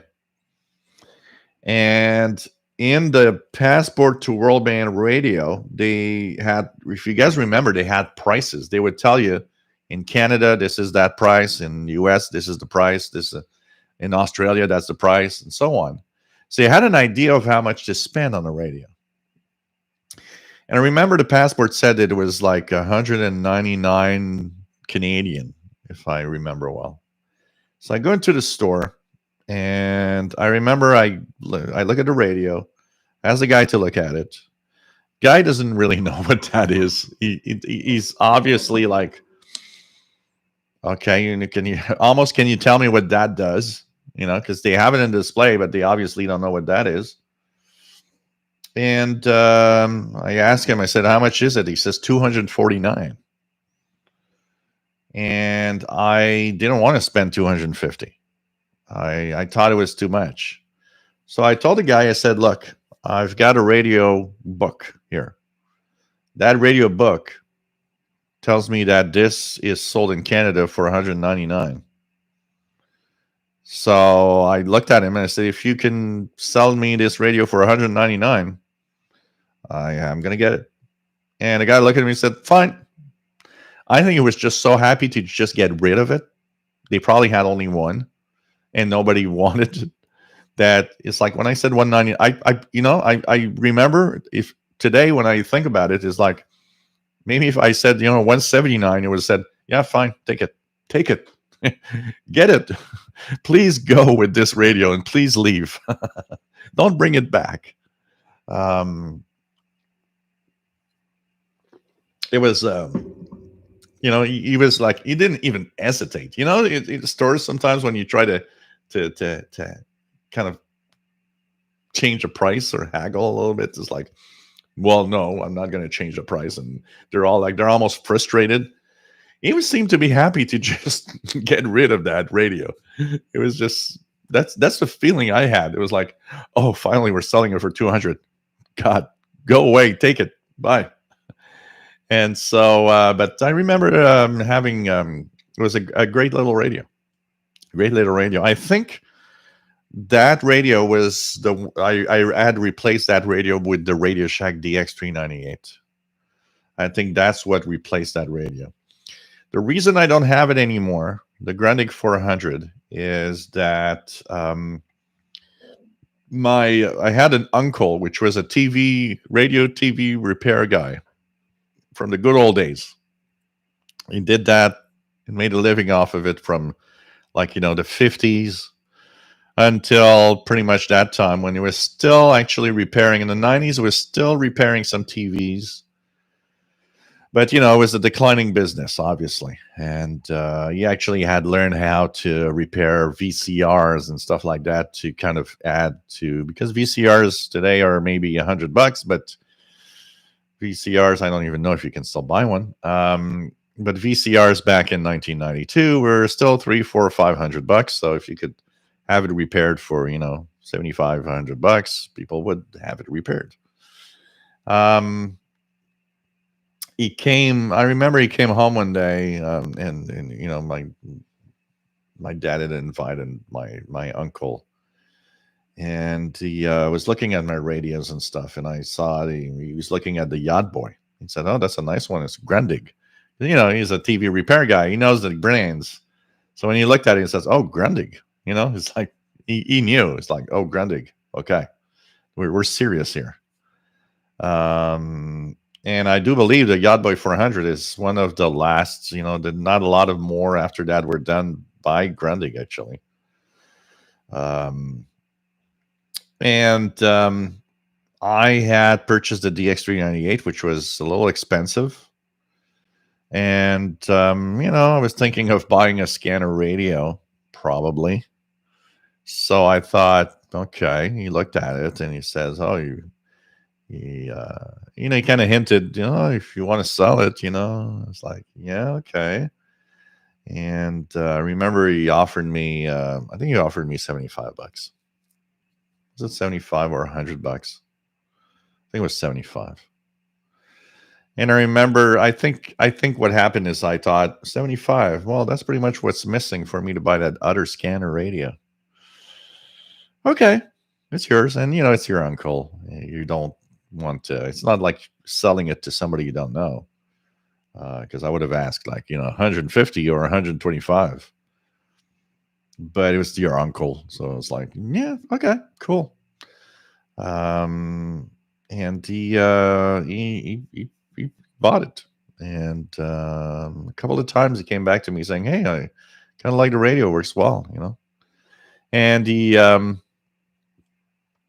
unfortunately died of cancer not that long after, a couple of years after. And of course, I thought about the radio when he died, but he was like, "Yeah, I'm not going to go to the family and start saying, 'Can I have my radio back?'" You just like, forget it. I don't know that radio, where it went and what happened to it. From all I know that my that his wife is still living in the same house. It could be one of those widows that never touched anything and everything's still there intact. He had his little shop in the backyard. He had a little kind of a shed, and his repair shop was in there. So, it's the kind of things like, yeah, no, okay, I'm not going to ask. I'm going to start asking a grieving widow, "Can I have a radio back, please?" I don't think that's very, very nice to do. But it was a nice radio. Hey, all of that because of one radio. A big story because of one radio. Sorry, I don't want to bore everybody with my stories. Robert Prosper, can the ISS pick up medium wave signals as it flies over an area? Medium wave, no, because they are absorbed or reflected back down by the ionosphere. So they will not pick up medium wave. They will not pick up shortwave, most of it. Not necessarily zero, depending on propagation. They could technically maybe pick up some signals that didn't, that went through rather than bounced off because solar activity was low, for example. But typically, you can pretty much consider that below 30 megahertz, the shortwave spectrum, the medium wave, long wave, all of that is in our internal bubble of the Earth, because the ionosphere will either absorb or reflect it back down, so it won't actually go into space. And like I said, the higher frequencies sometimes can, like a CB radio, for example. If there's no skip, if nothing unusual, that could technically go into space. But they do, and they can probably receive VHF, UHF stuff like FM broadcasts. They probably are able to tune in different FM broadcasts as it goes through. Now, they're actually going through so fast that the signals probably aren't audible very long, but they would technically be able to pick up probably FM broadcasts, stuff like that. And VHF, UHF signals, that's why they're operating their repeater in UHF and have the slow scan TV on the VHF 2 meters, because that goes through space and through the ionosphere without a problem. Christopher, do you think shortwave radios are having a resurgence in popularity because of uncertain times and possibly, I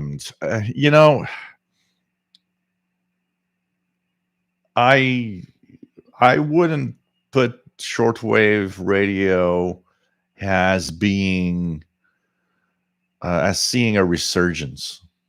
I don't think it is. I think what shortwave radio is that what we have is what we have, and some people are into it. One of the reports I've read from the BBC, I believe, not long ago, I saw something on the BBC saying that they are noticing a big drop in shortwave listening across their platforms. And if one should know, and if one should be in accordance to what the reality is on the bands, is the BBC World Service. You probably know what they're talking about if they're saying that that shortwave is declining in listenership. As technology advances, people are a little more connected. People have phones, smartphones. People have more choices of FM TV outlets. That drives them away somewhat of what shortwave is. Remember, shortwave is two things. It's either you have shortwave listening because it's important to you for everyday life, for the news, for what's happening. If you're in a country that's not necessarily, it's like Afghanistan, for example, with the Taliban there, having real news, kind of a problem. So that's one aspect of people having news, needing shortwave because it's essential. And then there's us. We're kind of the geeky shortwave radio guys that want to listen to the world, but remember, we're not a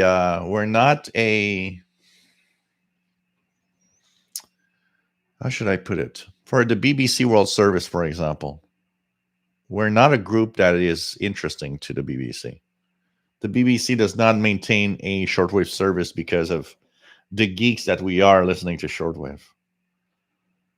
Because they know, and they really know, that they are, we are capable of listening to the BBC by way other means than that, including internet.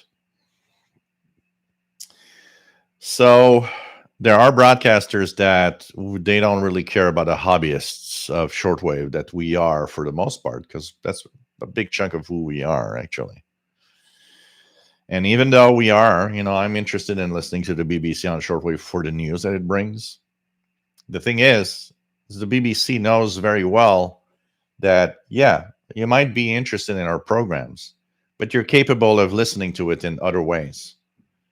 Shortwave is not what you need necessarily for it. You just want it because you like listening on shortwave, not because it has to be on shortwave.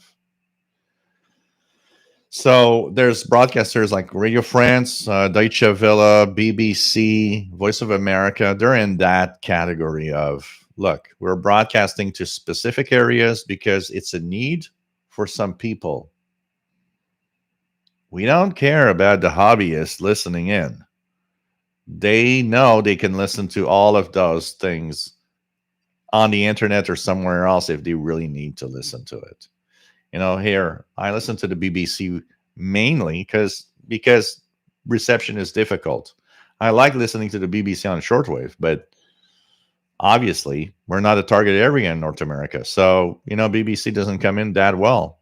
So where I'll listen to BBC, hey, I got my HD radio. I tune in to WVPS station in WVPR, the Vermont Public Radio Station in Burlington, Vermont. And on HD2, I get BBC Stream. And it comes in and I can listen to it. That's the major way I'm listening to it, because I'm a radio geek, again. Because I want to listen to the radio and it's on HD radio, it's a radio. But if I had no choice of BBC in any way, I still want to listen to the BBC. It's one of the major broadcasters I still want to tune in. So if they're not on shortwave and they're not on any other means possible, of course, I'll use my assistant and ask it to play the BBC NewsHour or whatever, or stream the BBC World Service and listen through the internet. The BBC and all of these big gun broadcasters, they know that. They know that people like us, for the most part, we don't need to have shortwave for their broadcasts.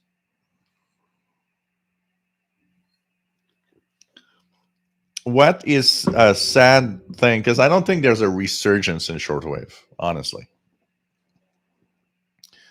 I think what's happening is we have us geeks that are radio geeks and love shortwave and want to listen in that way.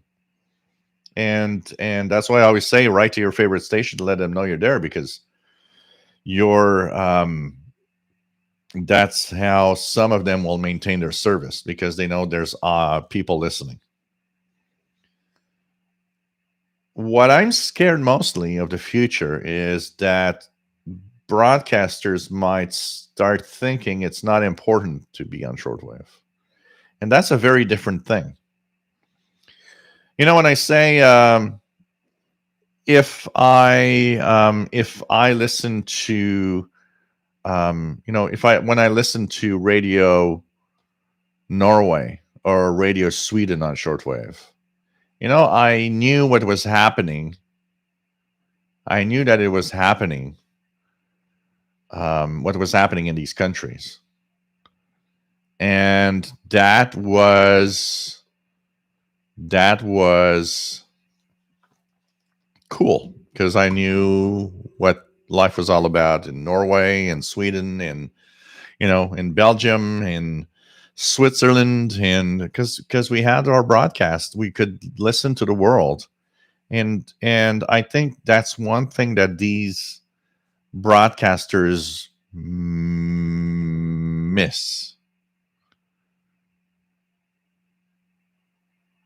and they miss out on the fact that they don't have a voice anymore. And that is a big problem.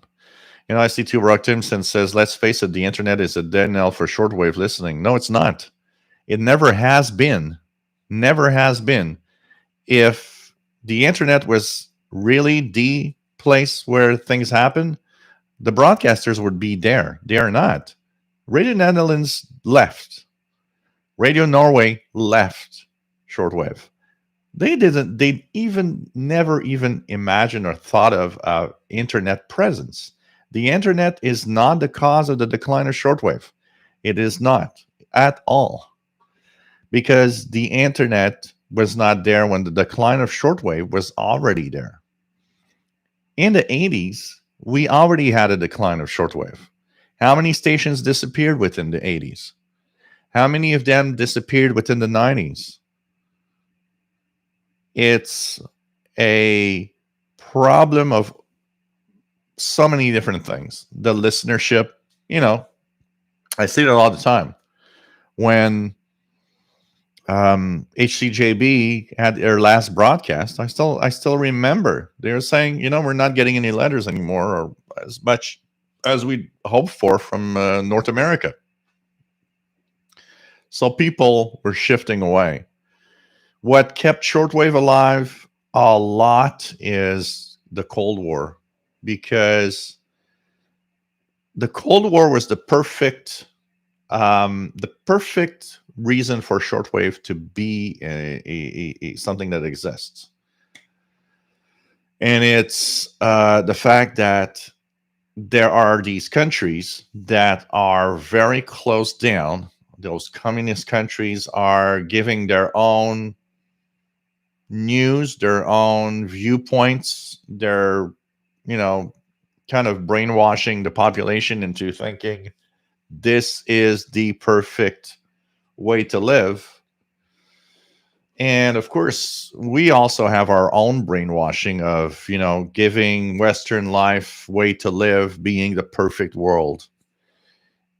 And because even if the internet would have existed back then, okay, let's think that the internet is existing like it is today back in the Cold War.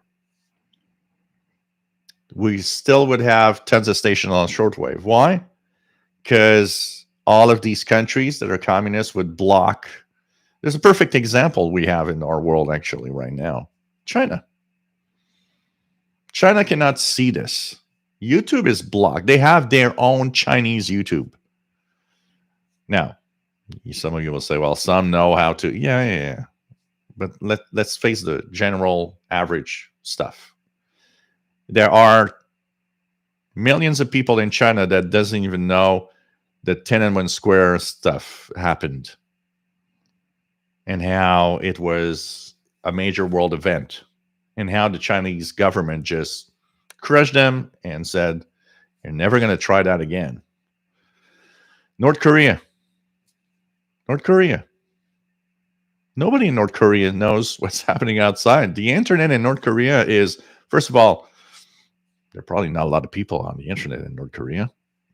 And the internet that exists in North Korea is very North Korean internet. It's not international, it's North Korean internet. So if we would take shortwave, if we would have the internet when the Cold War was on, shortwave would still be big, because all of these countries would block everything that they don't like on the internet. And shortwave had a voice. Shortwave had a reason to exist because everybody could give their viewpoints, because radio waves don't have borders. Perfect medium for that. And perfect way to give your own worldview of what happens. And perfect way to give yourself your own opinion. I think listening to a world event happening and unfolding through the voice of your own broadcaster, like here in Canada would be the CBC, then hearing the viewpoint of Switzerland and Norway and Sweden and France and of the USSR and some Eastern Bloc countries makes you think. Everybody has its way of reporting it. You take all of that, grab it, use your mind, use your intelligence, and make your own viewpoint somewhere in there. But the internet is not at all killing shortwave. It has nothing to do with that. Shortwave is simply something that started declining. Governments didn't see the importance of shortwave. They didn't see why they would spend money on shortwave. Why should I spend millions of dollars in broadcasting my own opinion in different languages to the world? Why? Then you had less and less people were listening.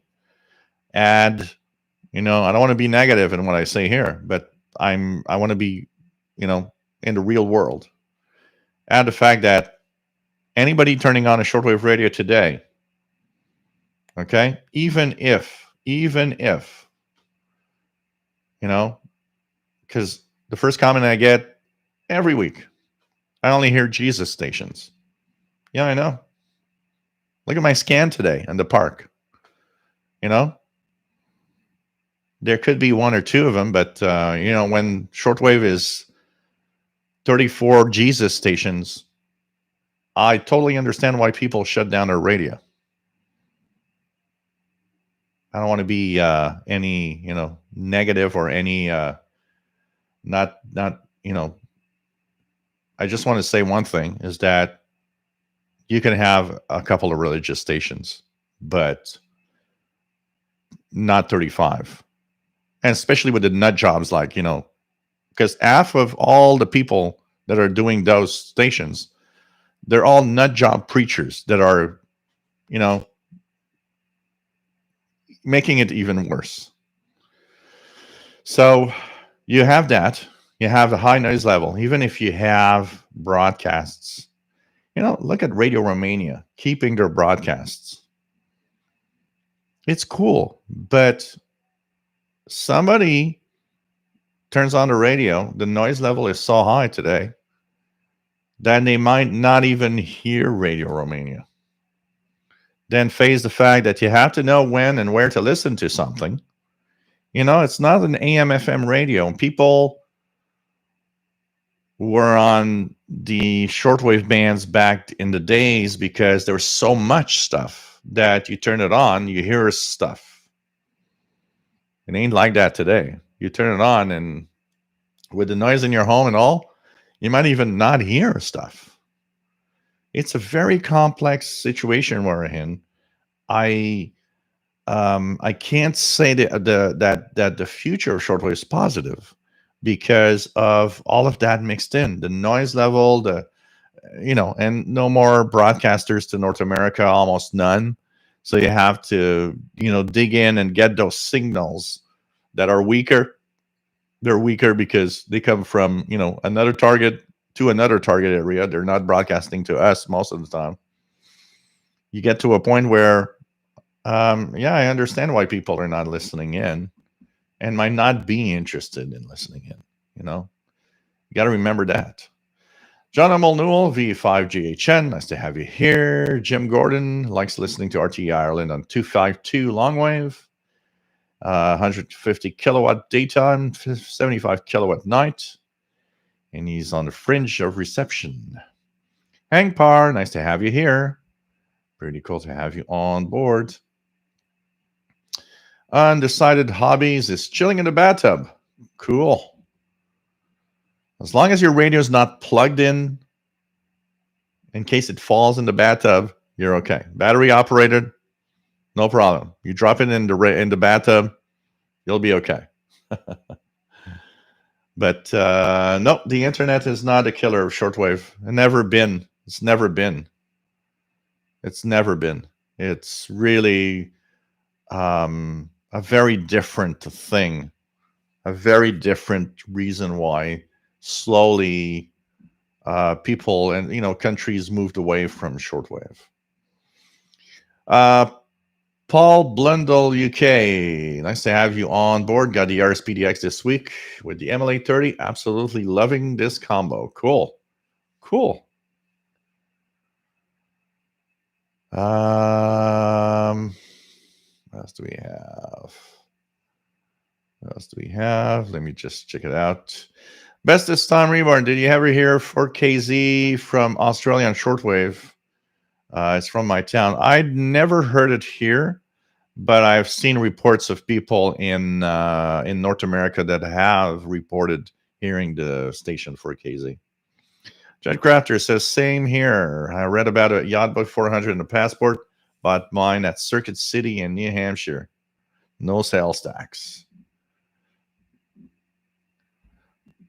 Well, here in Canada, we have Circuit City, but they're a boring general, buy a cell phone and a TV and go home kind of store. Mike Jam, nice to have you on board in New Hampshire. Waterfall Guy, first scanner was a programmable Regency 16 channel in 78 from Lafayette Electronics. Wow. Pretty crazy. Hey, Jeff Williams, nice to have you here from Cornwall, UK. Matt MDK2, you can find VCRs online. They're still popular in the developing world. Okay, because I don't think you can find a VCR in the electronics store today here. I can tell you that. San Farrells, yes, I think Yachtbook 400 is the last Grundig from Grundig. So, yeah.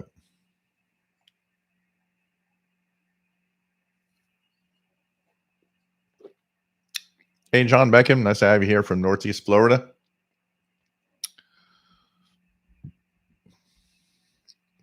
Depends. Zenith Transoceanic Sangpar here. There's a flea market not very far from where I live. Last time I went there, I had the possibility you could have purchased one of the Zenith Transoceanics for maybe $100. I always remember when you buy one of those, I get the coolness of the radios and everything, but remember, you're buying an old radio. Never forget that before spending your money. It's very important. M1MBZ, yeah, I remember that. The Ethon E10. I remember that model. Absolutely. Robert Osborne, I love those Radio Shack realistic radios. Anyone remember their very cool crystal sets? I had one crystal, which was the crystal sets that was the little science fair crystal kit that I had. I had one of those. I still remember got electric shock from it. Because the power of the home where I was actually hanging the antenna was wrong, and I could when I touched the wall lamp in the in the bathroom and touched the sink, I got a shock.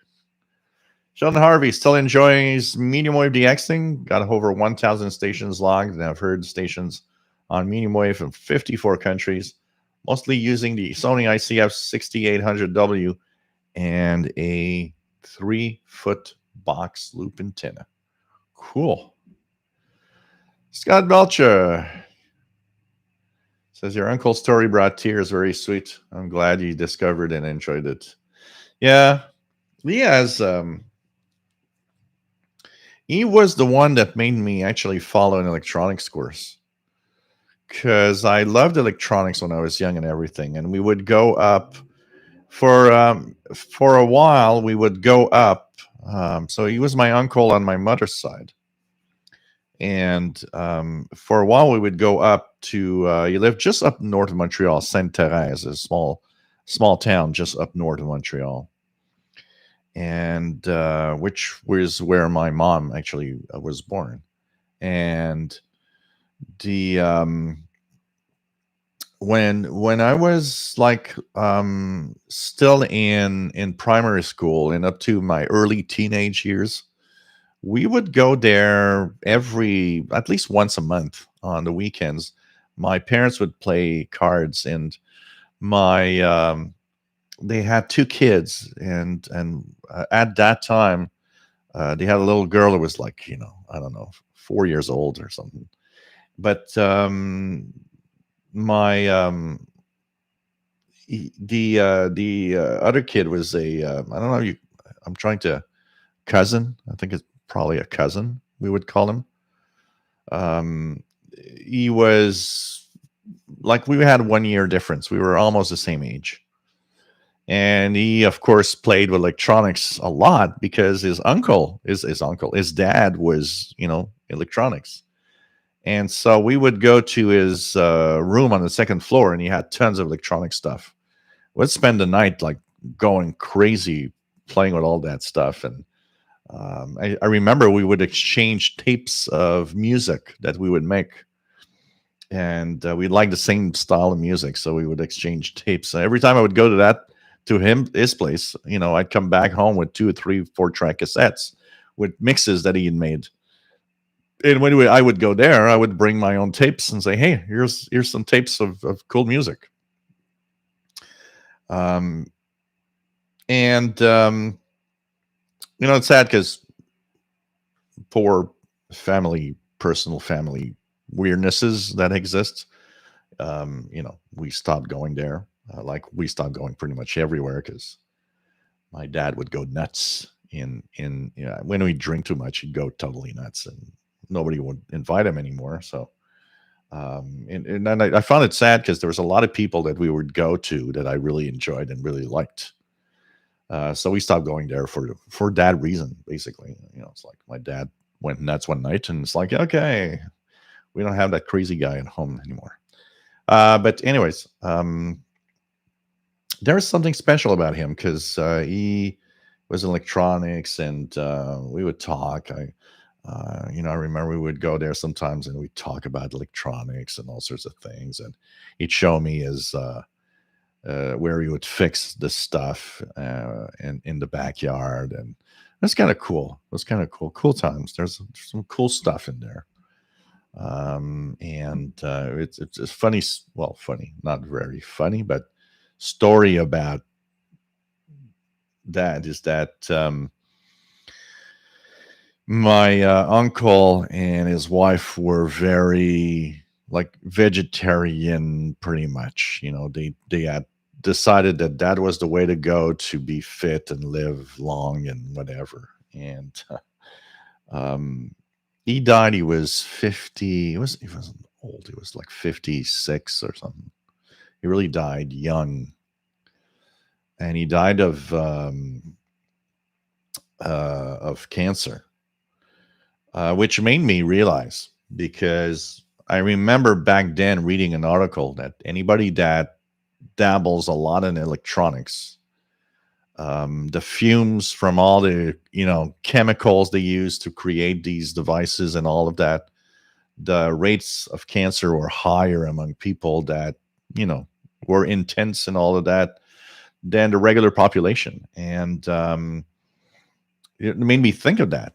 It's like, oh wow, him playing with those TVs and those radios and those electronic devices he repaired every day, and the smell of solder and all you want, the fumes and whatever. I thought of that. I thought, wow, maybe he died young because of all the chemicals used in all of these things. But I remember we went to see his wife about 4 or 5 years later, and she had on the counter a cake, and she was eating meat. And my sister, because I was with my sister looked and said, "Weren't you vegetarian?" And she looked at us and she said, "Well, when your uncle died at 57, I thought, the hell with it. It ain't worth it to be like that.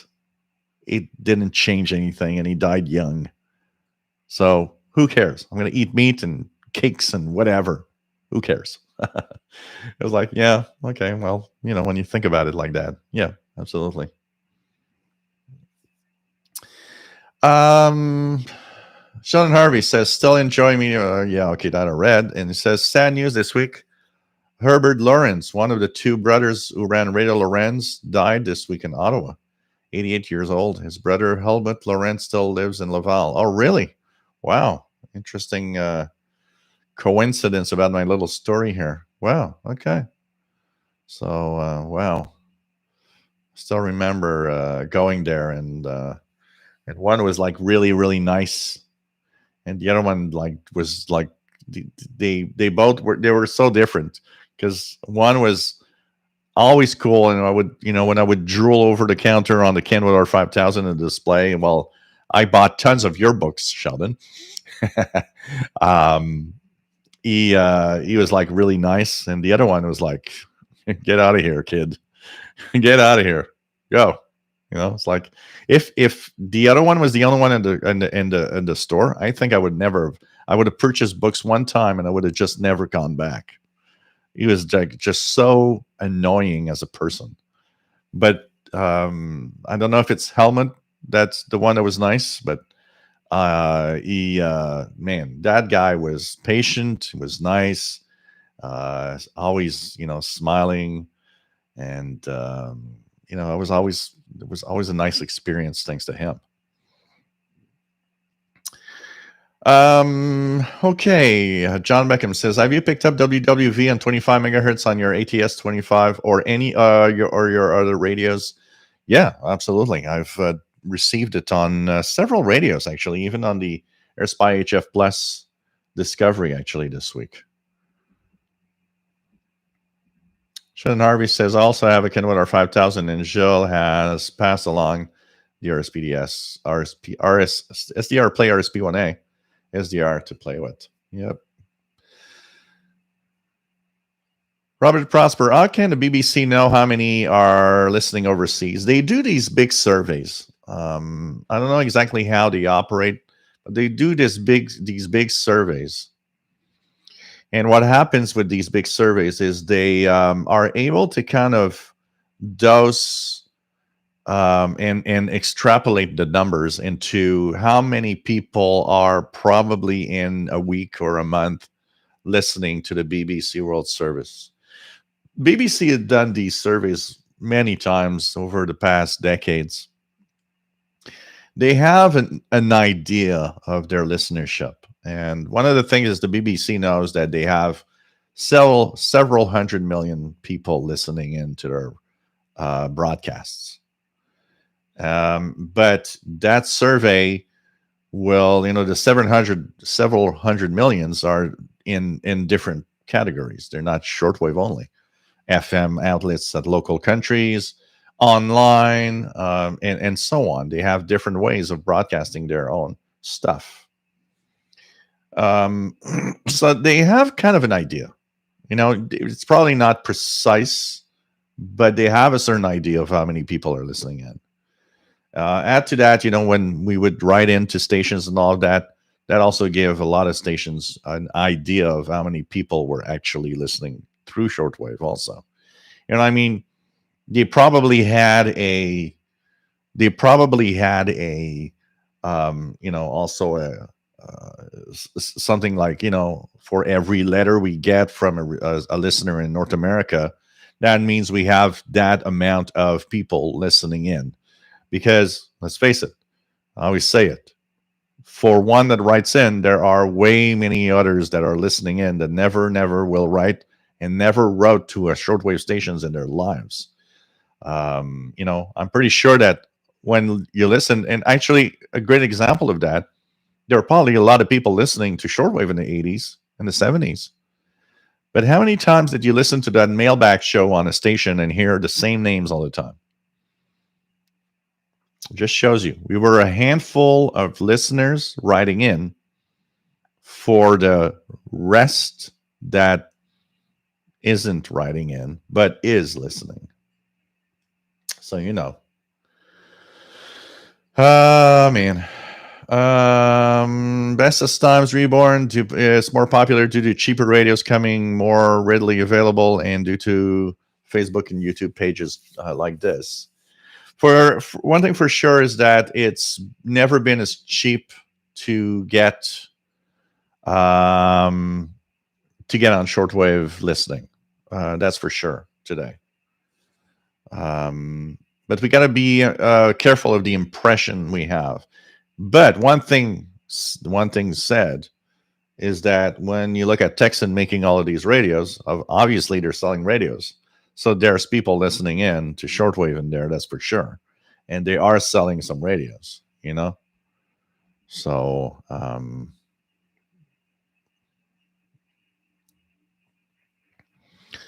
Matt MDK2, the BBC World Service is syndicated in the USA by one of the public radio networks, so they're probably not going to aim shortwave signals our way for that reason. Absolutely, absolutely. And, you know, the BBC, a lot of the BBC's efforts are in there also. They are on FM outlets throughout Africa and Middle East and Asian countries.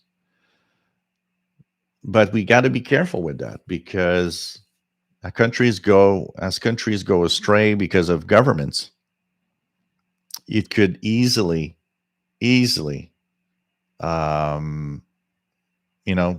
remove those broadcasts from their local territory. Edson Pereira says here in Brazil, the medium waves are almost over. In a short time, there will be no longer AM in Brazil, and they are migrating to FM and very few stations in shortwaves. Yeah, we still have a surprising amount of shortwave outlets, though, in Brazil, still. David in Barcelona, nice to have you on board. What else do we have?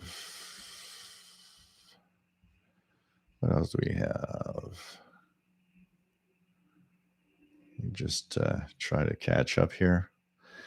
Doug Smith, do you recommend any special antenna for the Icom SCR30 for UHF VHF? It depends what you have around you, because it's a portable radio. It easily overloads. So having an outdoor VHF UHF antenna might not be a good idea on that radio. It all depends where you live and what you have around you. So it's something to think about. The antenna that comes with it is okay. Maybe better telescopic. There are some good antennas that could be used on that radio that are better than what came with the radio. But for VHF, UHF, if you have a lot of strong stations or strong VHF, UHF signals around you, I do not recommend you put it on an external antenna because it's going to be a bad experience for you. EA3 IEK EA4998 URE says Radio Stereo Español resumed shortwave broadcast due to the pressure from Spanish fishermen stationed far away. They seem to be one of the groups for whom shortwave is still pretty much the best option. Because there definitely are some groups and some people, absolutely, that still need shortwave, and it's the best way to get what they want and get the information. I can tell you that.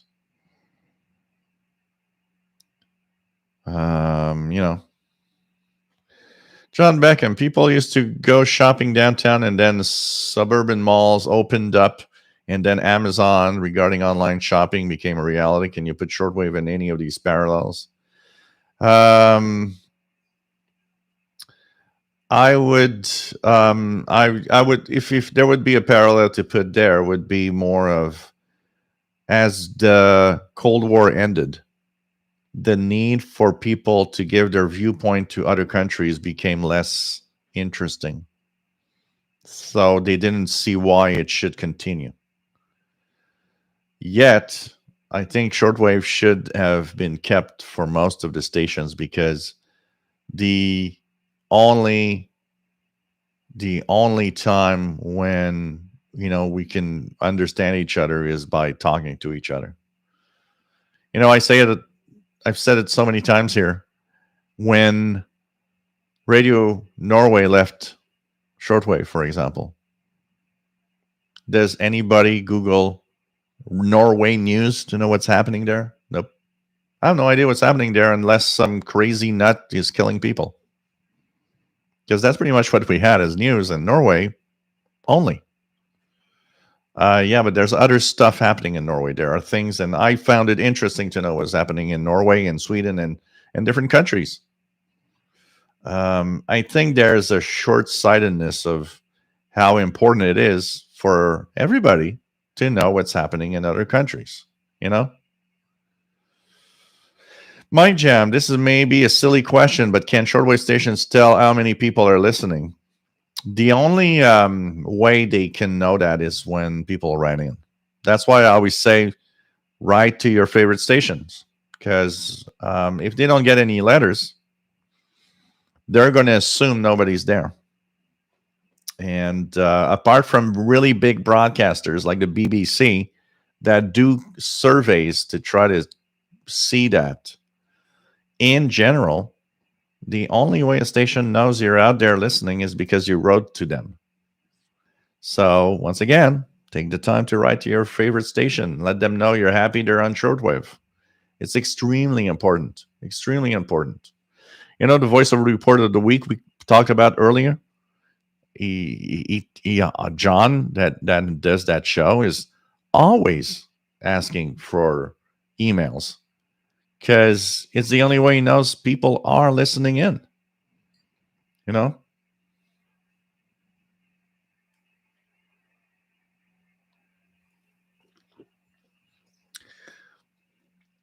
It's further than that. So Angpar says, I recall VHF, UHF guy telling me that ham radio was a waste because of VHF, UHF had Hickel link and so on.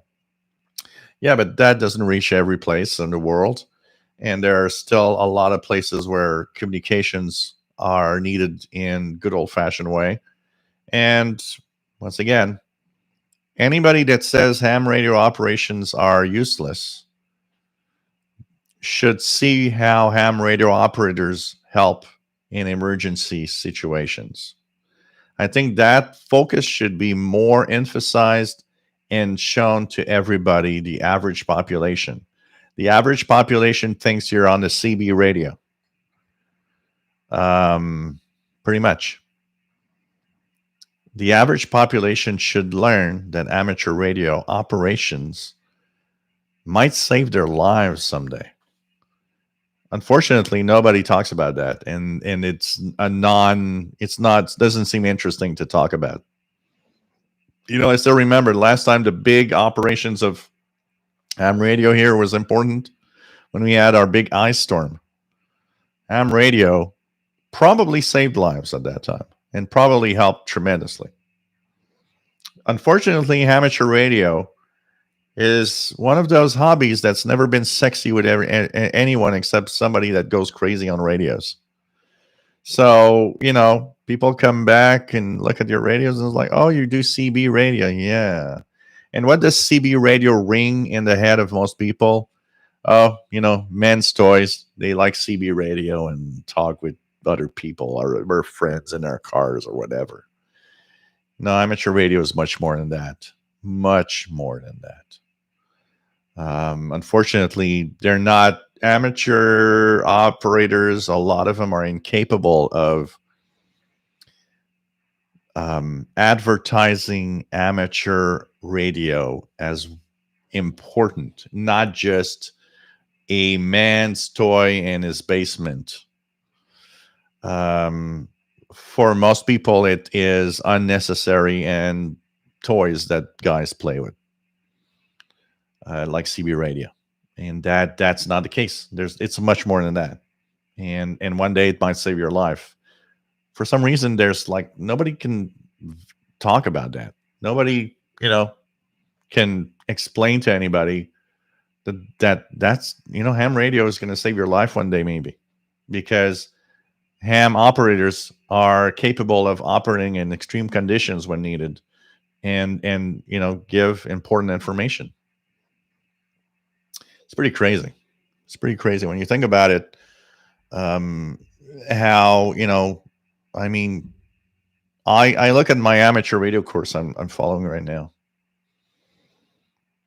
and how a lot of, I'll be very blunt here,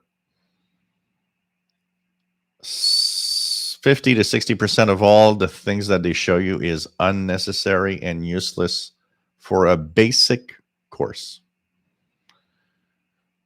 And the reason I'm going to say this is because there is too much emphasis on, for example, yes, I know that, part of a radio and radios are electronic, but in a basic situation, when you get a license, a basic license, you're going to buy equipment that exists, plug stuff that exists together, and the knowledge of how a transistor works is useless for the basic license. I know I'm probably freaking out tons of guys now. What I mean by that is the basic license should be easy to get and shouldn't have much more than how to operate a radio, how to be operating it correctly. And that's pretty much it, because the basic course, they're going to buy a commercial radio that's already perfect. They're going to buy what they need to operate it. They just need to know how to operate it in a proper way. The advanced course should get, you need to know how all this stuff works and the transistors and the whatever. That you need to know in advanced course, because now you're going to get into another class of ham radio operation. But I'm sorry, the basic course that I see now, you're not going to get new hams, and we're not going to get more hams. You're scaring everybody away right now. Why don't you do a basic license that is how radio operations work, how to understand how to make contacts, how to understand how to properly operate and talk with other people and know what to do and what you can't do? But who cares if you know how a radio works? Doesn't matter. Amateur radio operation does not need to know how a radio works. It just needs to know how to properly make contacts and have a good basic setup. And that should be the basic course, which would be much easier to go through. People would just get their license and they'd be ham operators. Then add the layers, an advanced course. Well, okay, you want to be an advanced. Okay, now you need to know how a power supply works. You need to know how transistors and capacitors and inductance, and because let's face it, guys, nobody deals. Okay, let's be very real here. You buy an Icom radio with a commercial antenna. You plug those things together. The companies took care of the inductance and the capacitance and the whatever you want to have these things working. Who cares if you know how it does or not? And that, the basic for that should be that. The advanced, now you need to know how it works, because the advanced gives you the privilege of, you can build your stuff, you can modify your stuff, you can do things that the basic can't. But now you need to know how it works. And as long as that's not the way it is, we're going to have less and less hams over the next 10, 20 years. The basic ham course is boring, and I'm very fair here. I like radio. It's the most boring thing I'm following in my life. And add to that when I look at all the questions and all the people talking about ham radio and trying to learn that course, half of them don't understand a thing. Add to that if you have good memory, you don't even know how anything needs to work. Just remember the answers to the question. How useless is a course when that happens? This is what ham radio has become. Okay? Learn the question bank by heart, and you're going to get 100% without even knowing what radio is all about and how it works. That is the most idiot course that I can see because of that. And I understand that we need to have, more experienced hams and people that know what they're doing. But I'm sorry, guys. It's the most boring thing I've followed in a long time. And I think there needs to be a major shift of what ham radio is all about. First, basic course, just know how we need to operate a radio. Basic how it works, very basic how it works. And have these people that maybe in situations where we need help, they're there.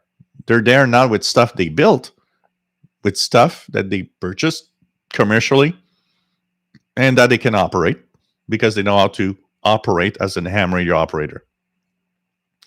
And let the people with the advanced license do the more advanced stuff and the capability of the more advanced stuff.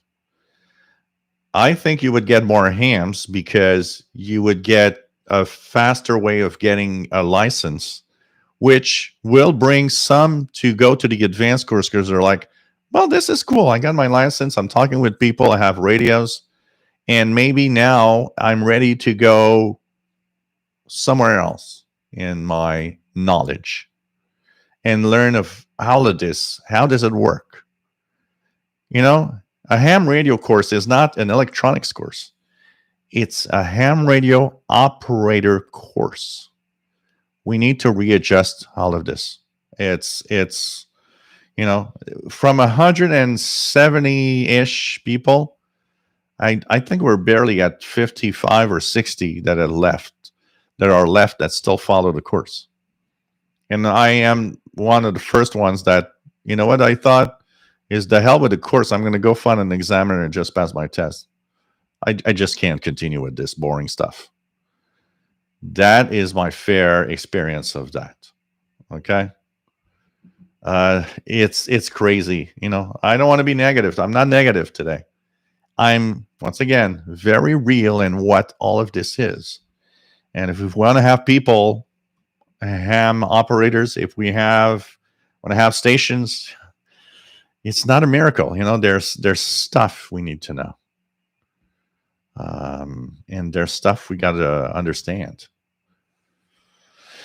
Man. So cheers, everybody.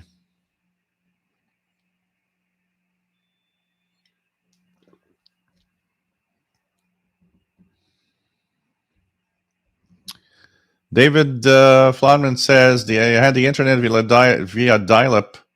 Couldn't stream for several years. Shortwave was in a steep decline long before most people had fast enough internet. Absolutely. That's why I don't agree when people say the internet is killing everything. It's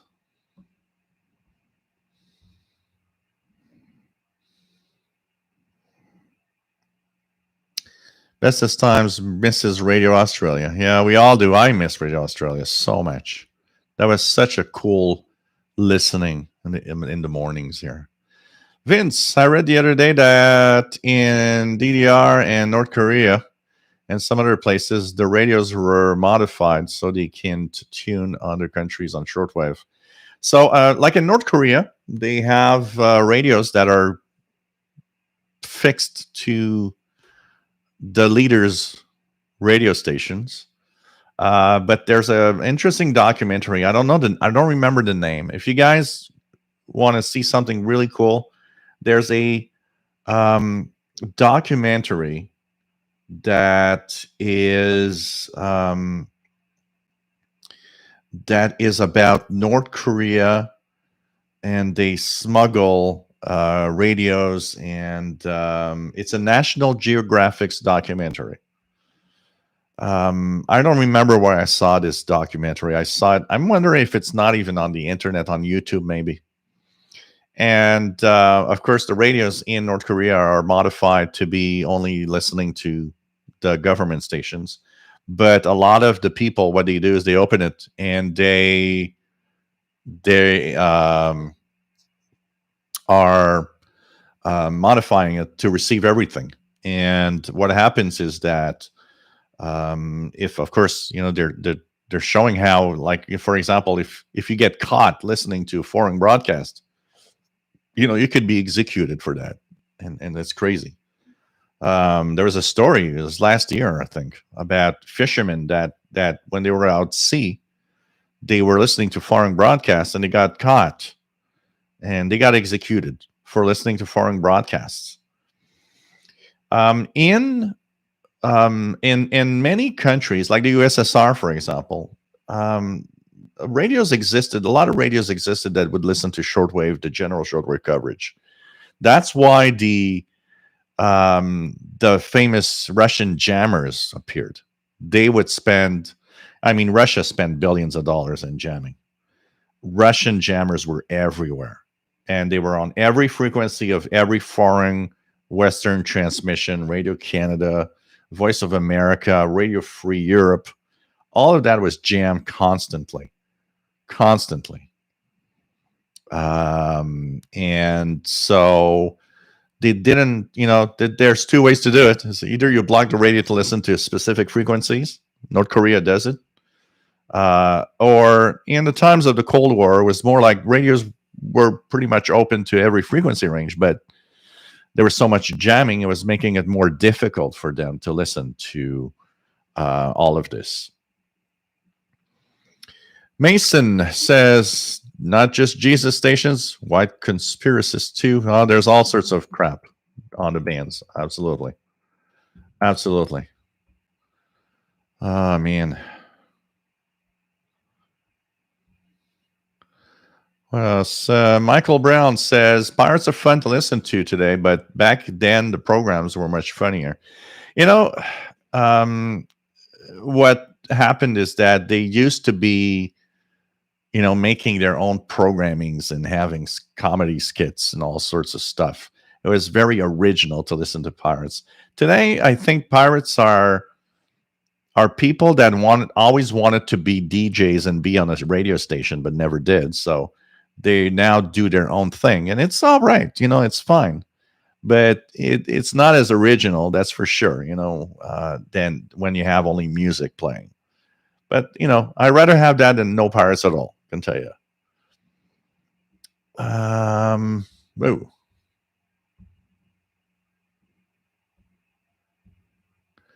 Okay. Edson Pereira says, I still remember the 70s. There was a member of the Voice of America Listeners Club, Radio Canada International, Sweden, BBC, among others. Great times. Yeah, absolutely. Great times.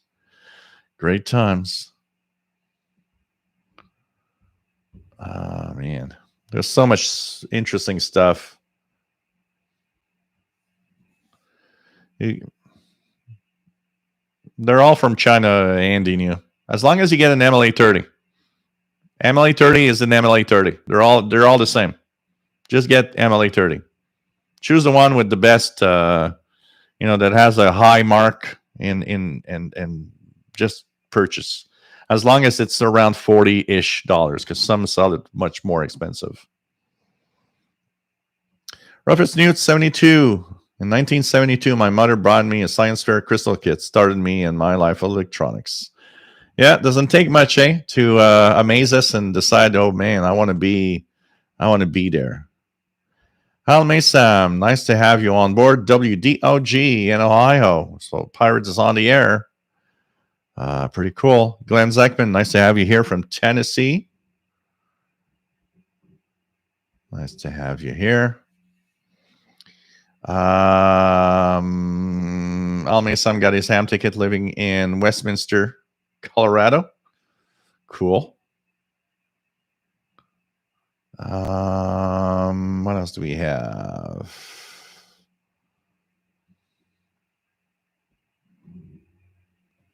Andy, do you remember the Sanyo RP8880? Real cool radio. Man, that does not ring a bell. There's so many things. They're cool.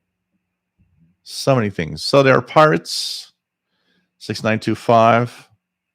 Pretty cool. Let's check it out here. 6925. 6925. Yeah, it's very strong too. Look at that.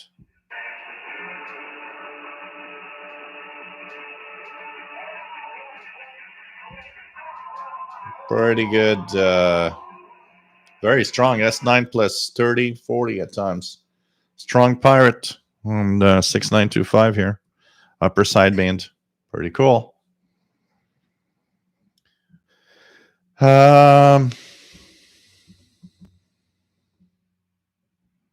else do we have?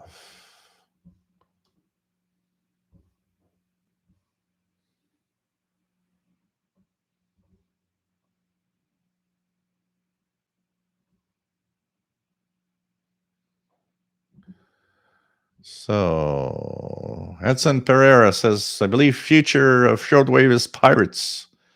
Or maybe, private broadcasting, I would say. Dimitri says, found a lot of signals on my shortwave Reviver Drake R8. Just need the right antenna. Yep. Mark says the major stations of the 60s ask you to mention how often you listen to when requesting a QSL. Yep, absolutely. Absolutely. John Meckham, Show 1 must be patient, perhaps initially when it comes to DX receiving, because with improper antennas coupled with noise, most likely we are probably missing many stations. And when we look at listening, and I'm, by the way, 45 minutes behind in the chat room. When you look at listening, knowing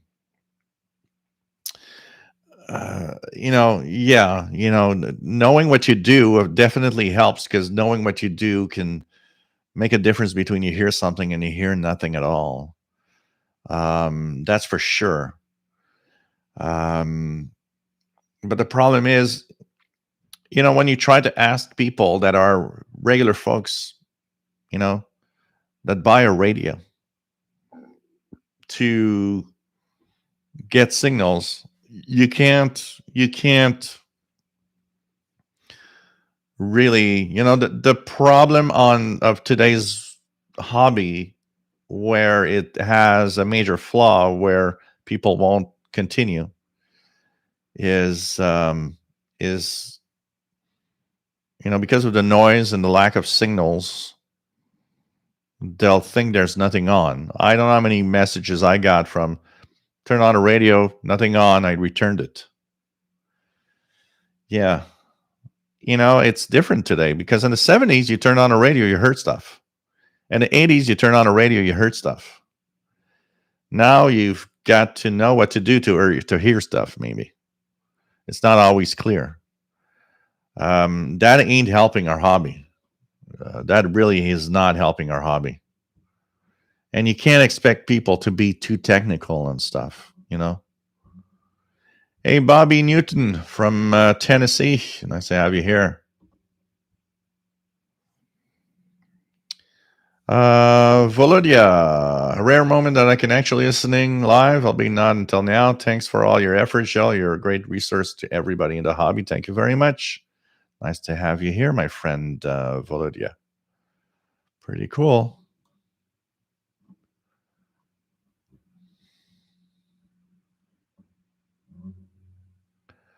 Matt, I don't expect either of those. Yeah, a lot of the pirates don't appear every weekend, that's for sure. XFM is a pirate station that we hear regularly on the bands. John Beckham, ham radio operations have saved many lives in numerous catastrophes. Absolutely. Absolutely. Christopher, ham radio help in New York City during Hurricane Sandy. Absolutely. We need to promote that. We need to promote that. There needs to be a shift in what of what's happening.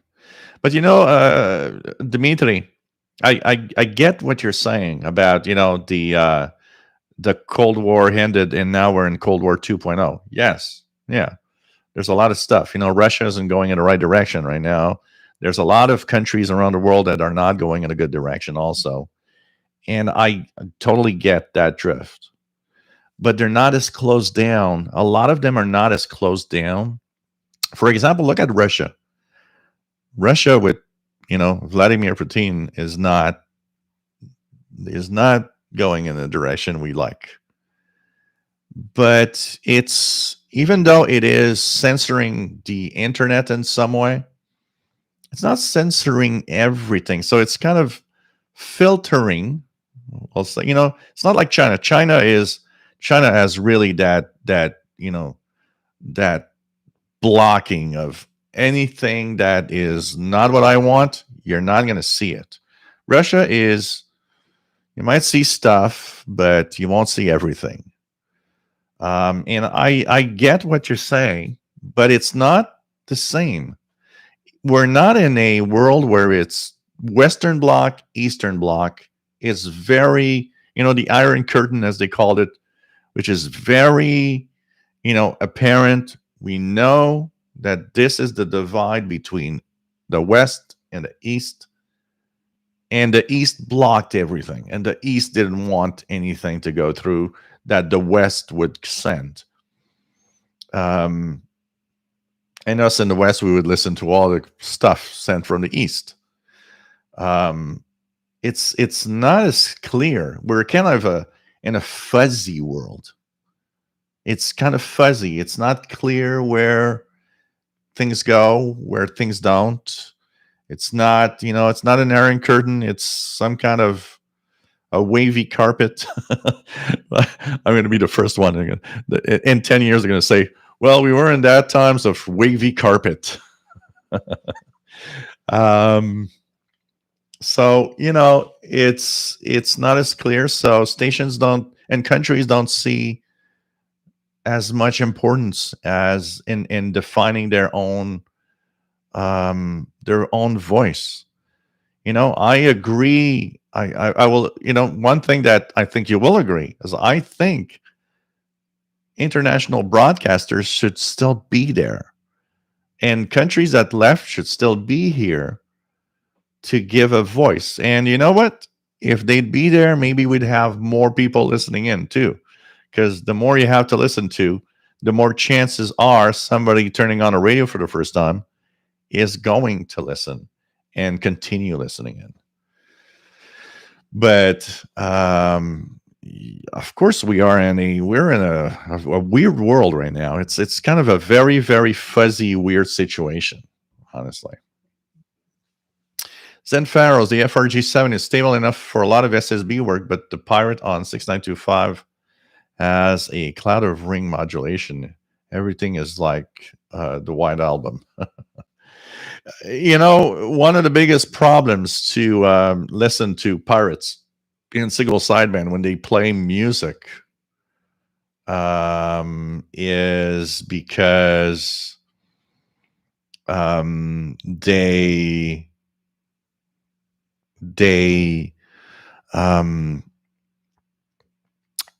it is, there's so many frequencies in a song that you have to be very close to zero beat exactly on the frequency for it to sound right. And I've found myself many times when a pirate is not exactly on frequency, trying to fine tune just precisely where exactly it is by listening is a tough one. And it's even worse when the radio is, you've got to fine tune with a BFO or something like that. It makes it even more difficult, for sure. Alan Del Costa, why NHK Japan stopped transmitting their programs in Portuguese? Stations stopped because they believe that nobody's there, and for some reason,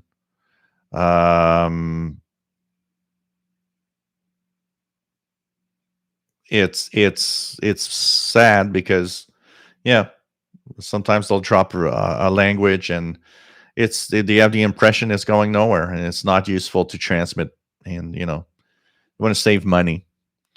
Matt said there's definitely a gatekeeper attitude among some hams. I can see your proposals getting nowhere. Absolutely. I know that. I know that there's this ham community that, this is where we are. But I got to tell you, you want to have hams? Stop being boring the hell of everybody like you're doing right now with useless stuff for a basic course. I'm not saying it's useless stuff, but for the basic, just getting, for example, I would that basic license, just put everybody in VHF, UHF. Don't add the HF if really you don't wish to, because you think there might be a need for more. And even there, I'm not even sure. I'm like, hey, just do the basic operations of a ham station, how it works, and quick propagation, not too heavy on the side, and let people just like have fun. Okay, you're V2 something, and that's it, or VA2 or whatever in my case. But if you want to really have advanced people that know more, then okay, now let's get to the heavy stuff. And if you want to go there, you'll go there because you like it and you want to know more about it. And that's it, But more practical and practical stuff, direct stuff. This is this is what ham radio is all about. This is how you operate, and this is what you'll need. That's it. You don't need anything else. You know everything. You want to be more advanced, do stuff that these basic guys won't do. Now let's go to electronics. Let's learn how all this stuff works, how, impedance is important and whatever. And now that's going to be something to check out,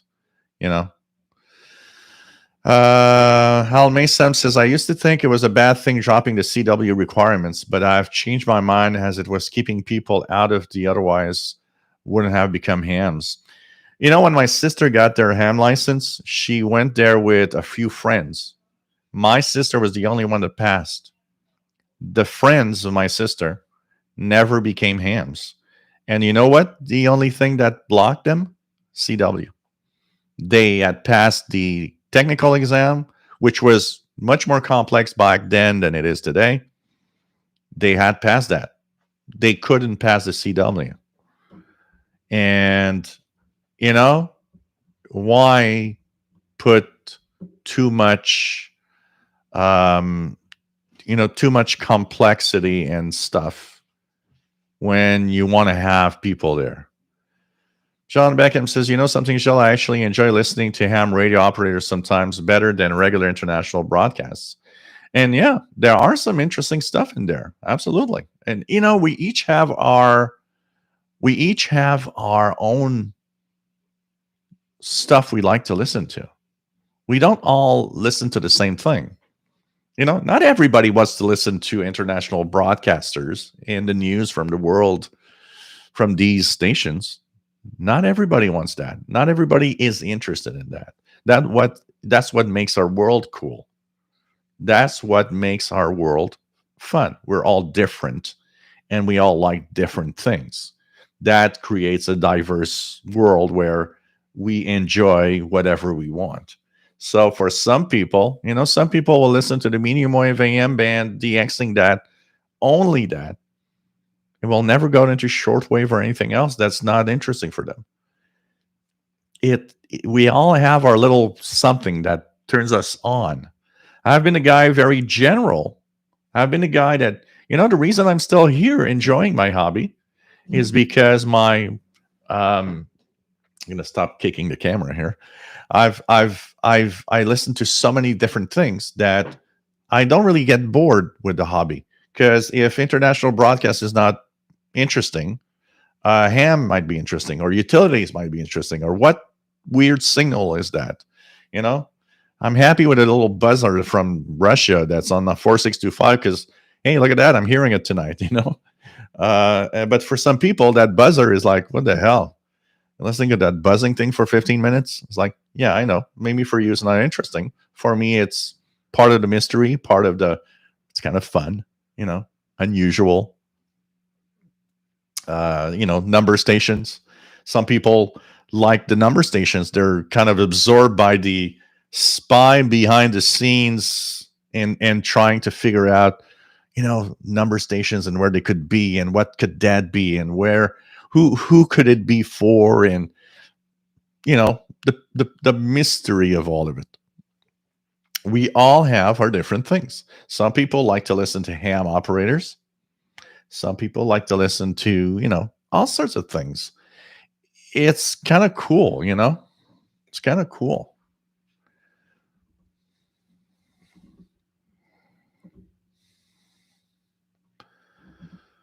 RJDA Dakota says, I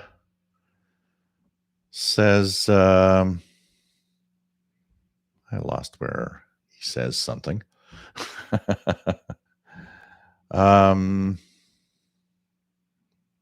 So, okay, let me go down here. Yeah, music on USB is a tough one, RJDA Dakota. Absolutely. So he says some stations just shut down entirely in the early 90s, way before 1997 dial-up internet. Absolutely. David in Barcelona, one of the current EA tests is on related legislation terminology and radio operations, and the other is on radio electronics antenna propagation. There are multiple choice with 4 options each. Yeah, MLA30 is the more advanced. I think today all you get is the MLA30 Plus anyways. It's today you get only the MLA30 Plus. I don't think nobody has the original MLA30 anymore. Cool. One more thing. Pass your tech license.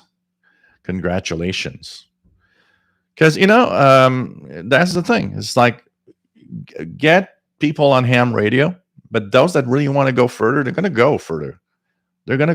And the more people you get on the basic, I bet you the more you will also get going to the advanced, because you will have given them an opportunity to be hams, and now they're going to be, I want to know more. I want to know more, and those will go in advanced. Thomas Olson, KB3ZAA Baltimore. Nice to have you on board.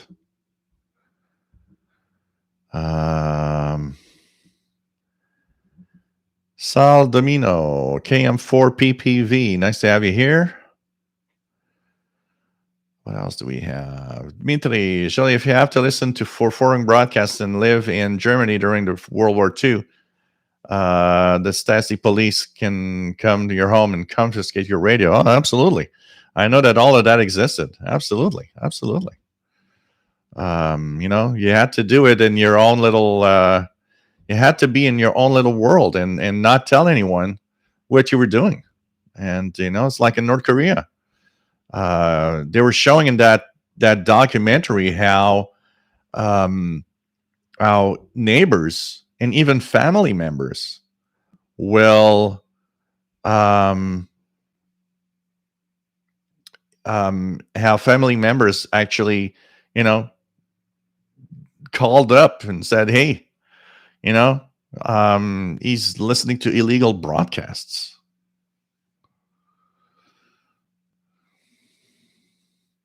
Salamino, everyone says Sunspot Cycle 25. I have not heard her hobby getting better. Well, we are having better propagation, that's for sure. On the higher frequencies. But, I've said it quite a few times. We got to stop thinking that a solar cycle is what's, changing our hobby. I mean, ups and downs in solar cycles existed since the beginning of radio. And nobody was leaving in the bottom of the cycles. Nobody was complaining, hey, you got a nice hole here. Look at that. Sorry, guys. I think I need to throw this away.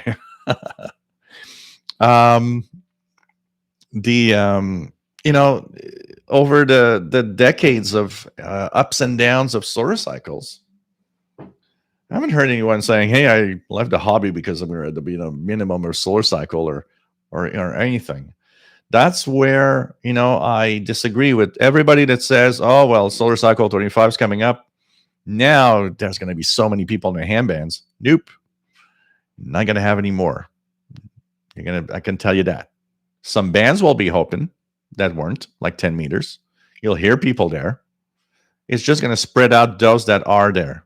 But stop thinking that a solar cycle is killing the hobby or things like that. No, it's not. I say it and say it again. Some of the best DX I've ever had was in the minimum of solar cycles. It doesn't change your DX. It might change the frequency ranges you're listening to. It might change your habits of listening to signals. But it is not going to increase the number of hams in 2-3 years or the number of shortwave listeners. Has nothing to do with that.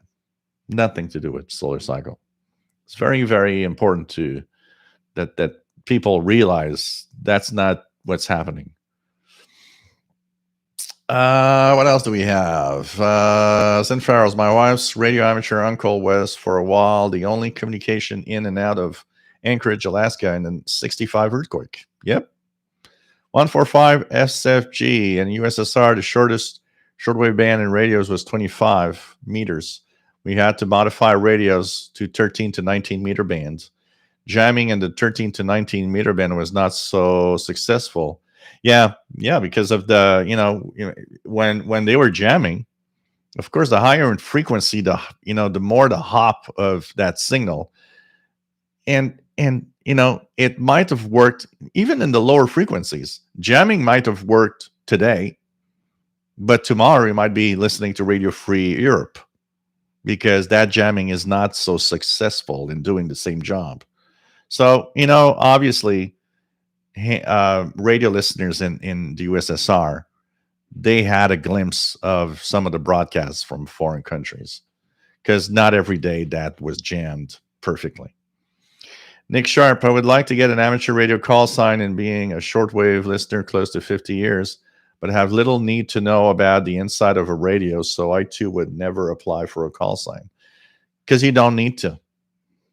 And that needs to change. You want to be an amateur operator, you should be just given the lesson of how to operate properly a radio. Who cares if you don't know what's inside and how it works? It's not important for a basic license. I still say it. I can tell you a lot of people are not becoming hams that would have if it wasn't for the fact that they have to learn too many things that they don't understand, they don't care about. But they would like to be hams. They would like to be part of that community. Like I said,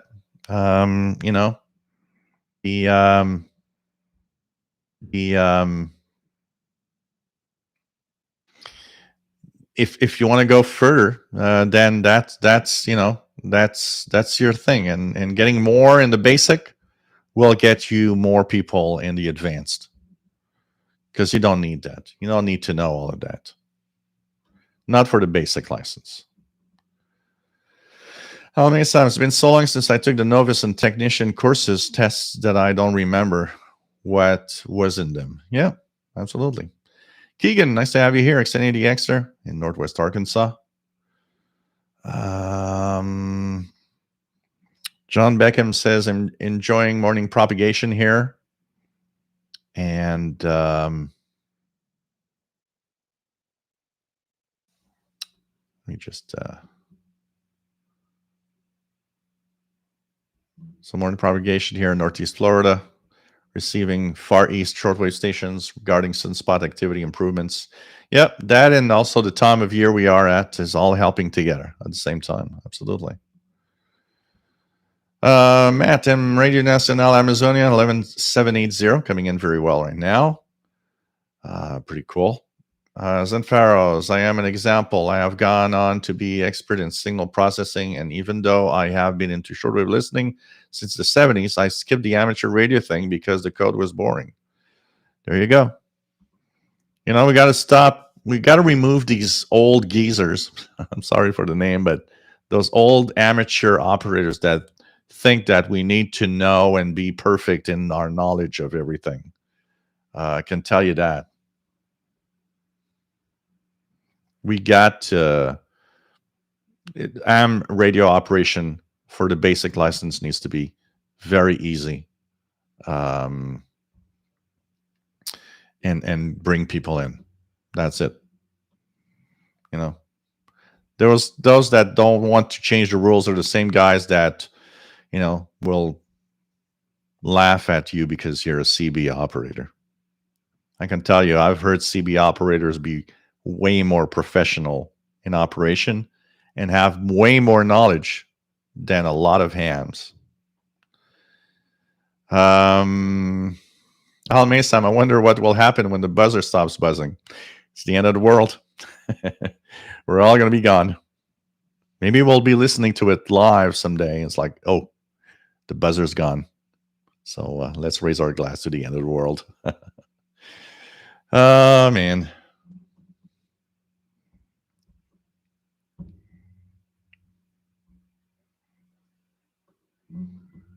As we have John Beckham, if you could only mention one station, shortwave station, that is no longer broadcasting today and which you missed the most, who would it be?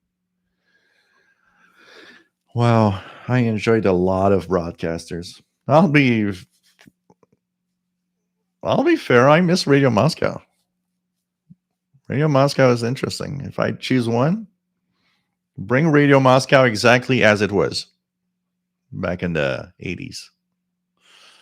Or else, you know, there's a lot of broadcasters I miss. I loved Radio Sweden. I loved Swiss Radio International. You know, there were a few broadcasters on the Eastern Bloc that were interesting. But, you know, I miss that. I mean, Radio Australia would be a pretty good one, too. Let's say that we are not going into the Eastern Bloc thing or anything. Maybe Radio Australia would be very close, if not up there, and the first one that I would like to see coming back, honestly. You know?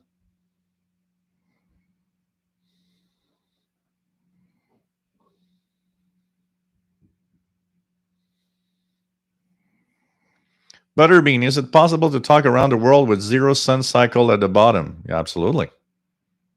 You still can. We just passed, this is a minimum, solar minimum, with no sunspots for weeks, if not months at a time. Didn't prevent people from doing contacts all around the world and listening to stations all around the world. In the bottom of solar cycles, we would hear Radio Australia.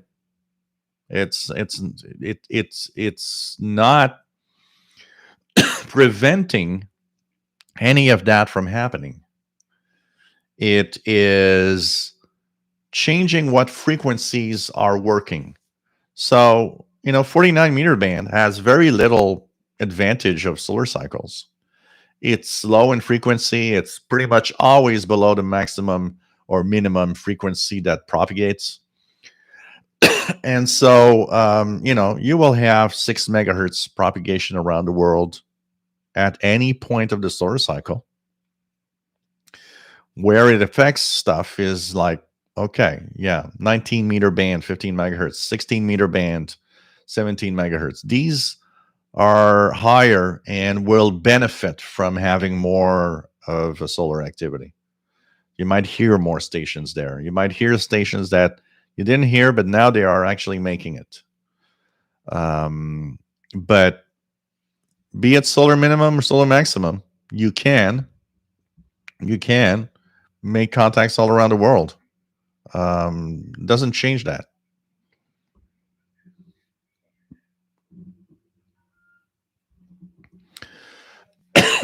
Sorry, guys. Danny B, nice to have you here from the Netherlands. PE1PDS, pretty cool to have you here. Butterbean, Morse code kept Morse code kept me out of ham for 25 plus years. Finally had to learn it because I wanted my ham license bad enough, but 99% of my electronics learning came from CB radio and after I got my ham license. Yeah, because you want to. Because you want to.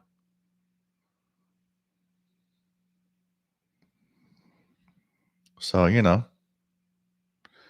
John Beckham, to become a ham operator, Shelley, do you have to know? Yeah, absolutely. You need to know the basic electronics. You need to know about transistors, capacitors, resistors, all of that. You need to know the calculations of how to calculate how much, if you want to have, they're going to tell you, well, oh, we had a 50 watt, you're using 50 watts of power and you're on 12 volts. Well, how many amps are you drawing, yeah, okay, I get it, but it's useless knowledge for the basic lessons for me.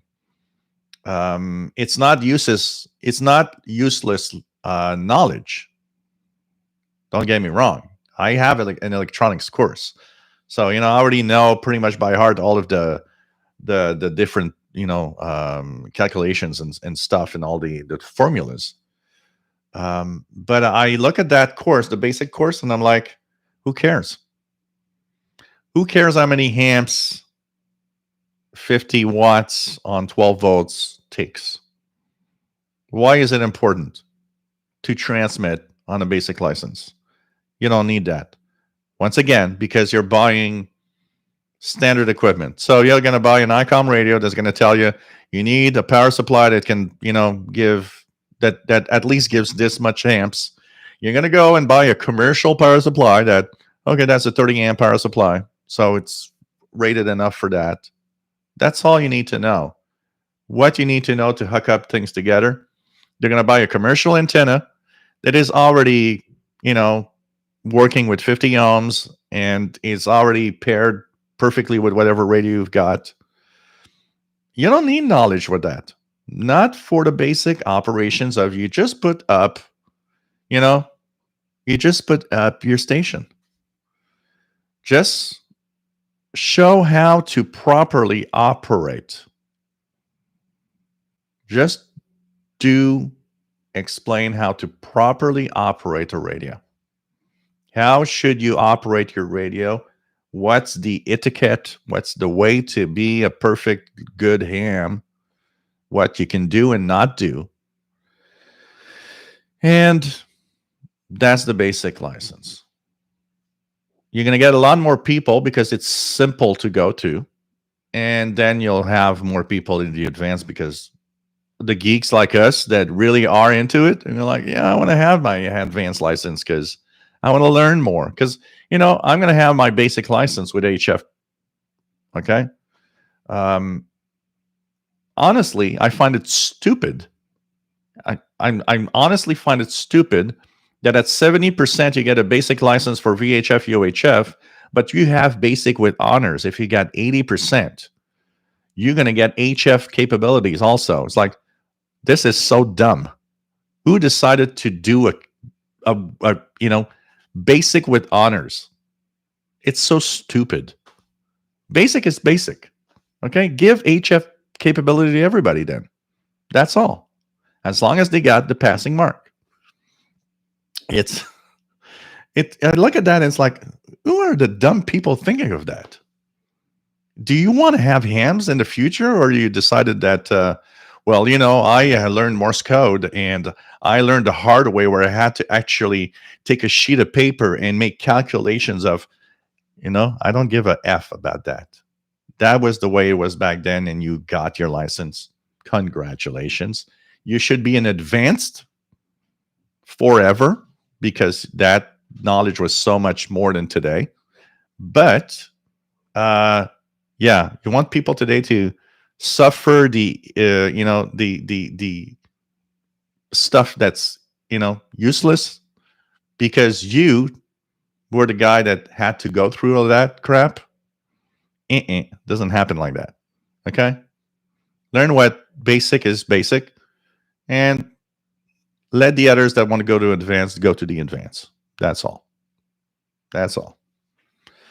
The more I look at my radio course, and I can tell you, the more I'm like, Yeah, so you guys never want to have ham radio operators in the future. Congratulations, you're killing the hobby yourself.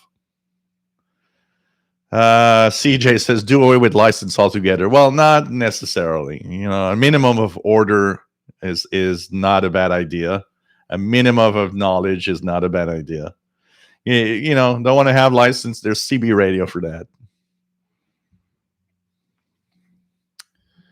But today it's a very different thing. Today is not what, today is not what 40 years ago was. 40 years ago was more complex. We knew more stuff.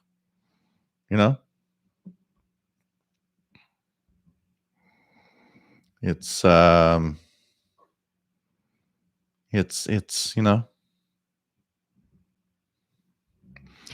Tony, from the south coast of Ireland. There's a YouTube channel dedicated just to the buzzer, showing it live. Yeah, I think I've seen it a few times. Jason VE9JMC, nice to have you here. Oh yeah, absolutely. There are people that still, that's where it goes to advance. There are people that want to build their own equipment, and that's great. And they will go to the advanced, Barry says, I've heard hams that were brought up on CB radio come back on CB because the hams shaking their fists and then just basically saying that they were bad radio operators. Yeah.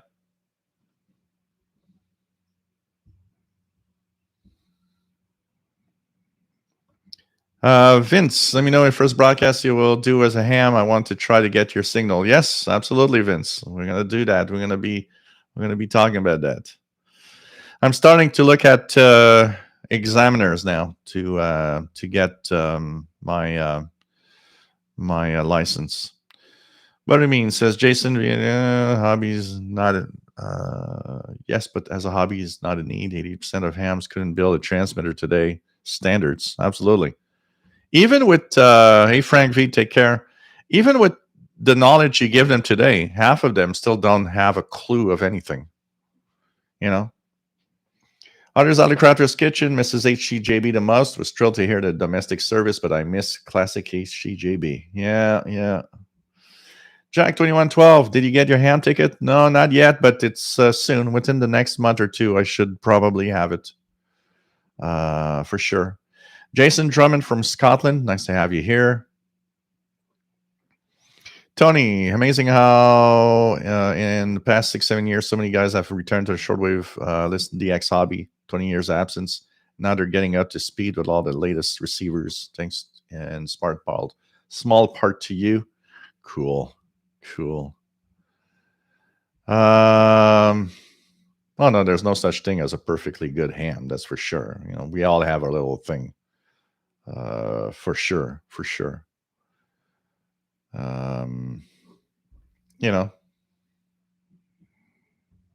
Dmitry says, I think that we needed hand license in order to operate the transmitter. If you remember 1980 and 1990, people interrupt each other on CB radios. Oh yeah, that's for sure. But that said, there are idiot hams also that create problems on the bands, and there's quite a few of them too. But at least there's having a ham license is not where I find a problem. It's just the way that it's done, I think, today. That it's more complicated, and complicated for no reason, for the basic part. Marvin Motz, I noticed over the last 50 years that a ham license is much, much easier now than before. It is trivially easy. The exam answers are all published, no code requirement. But it's not, because you know what? I see it with the course I'm following. You have no idea of how many are leaving because it's like, well, all the electronic stuff, I don't get it. And yes, you can get your license. If you have a good memory, just go through the memory bank questions all the time, and you're going to get your ham license. But that said, Marvin, if you have to get your ham license by memorizing answers to questions, You have absolutely no knowledge. Still, you're getting your ham license. So that's where make it just operations of ham station and how it works. But make it so that you have to answer the questions. Don't put A, B, C, D. Just write down how do you operate the station to make a contact with somebody else. How would you call CQ or whatever? But remove all the electronic stuff that is useless for everybody, because it is not easy. You say it's easy because for you it's easy. For me, the electronic parts is not the complex part of that exam. You know what's the real complex part for me in that old thing? It's really just the regulation part. What you could do and not do. Well, that's where it should be and how to operate. Not, I need to know about PNP and NPN transistors and, and is a diode forest biased, or, it's like, who cares? Who cares? For a basic license, it doesn't matter. You don't need that. You don't need to know that at all. At all. It's not operating a ham station. It's electronics and how your radio works. And that, advance. Put it in the advance. Okay, you want to be advanced, you need to know how it works. And you'll be able to build your stuff. And there'll be part of the basics that will go there because they're attracted to that and want to learn more. But what seems simple for you, like for me, the electronic parts is a simple part because I have my, I learned it in school. But I look at everybody asking the questions and I'm like, everybody's lost. Everybody's, and add the fact that a lot of people are like in math 0, because that's also a big chunk of what I see here of people that are going to fail. They're like, I don't get it how you can change that equation to give me that answer. Look, I've been to applied sciences and electronics. I can tell you equations are like a very simple thing to play with to have the answers you want. But that's me. Look at what ham radio licensing is all about. Okay? You don't need electronics knowledge. You don't need to know how a radio works. You're blocking so many people that do want to be hams. I tell you, we're 1/3 of who we were before. But those 2/3 that left, they wanted to become hams. But they just looked at, what the hell is that? And the transistor and the what? A forward biased diode? What? Why do you need that in a basic? You don't. You don't. It's as simple as that. You don't. You don't. You need how do I plug that cable from the antenna to the radio and the radio to the power supply? And you know what? Pretty much everybody does it easily because it's like, oh, that square plug goes in the square hole and that cable here screws in the back of my radio. What I mean by that is not to diminish what amateur radio licensing should be all about. Is I think we need to readjust. You know what? In 1950, yeah, you build your own equipment before you had a ham license. In 2021, you've got commercially available everything plugging in together easily with the proper cables. That's all you need to know. That's all you need to know. Add to the fact that today's radios have, auto tuners and all you want is like, it's unless you really, really have a bad antenna, it's like the radio almost automatically has great, standing wave because it all does it automatically and just adjusts itself to all of it. So what I mean by that is the basic having communications between people on amateur radio should simply be a operator's manual of how we do contacts, the equipment needed to do the contacts, and to do them properly, and to not be idiots on the air. Is all you need today. And that would bring a natural higher number of people wanting to be hams. Add to that we try to do the proper language of what hams are and how you can help and how in emergencies it's important and so on. A lot of people that cannot today become hams would become hams. And those that are capable of more, they are they're naturally interested. Right now, what we're actually asking is we're trying to get people that are naturally electronically advanced a little bit, because you want to have guys that technically know electronics, and it's like, but you don't need that at all, not for the basic. I mean, that's what I'm saying. I'm not saying that we should have no license or anything, but my course is opening my eyes into a very different world of what ham radio should be. And it was a certain way 50 years ago, another way 40 years ago. They made it easier, removed CW. You know what? It needs to be even more simple than that. Electronics knowledge is not needed to operate a ham station and make contacts around the world at all.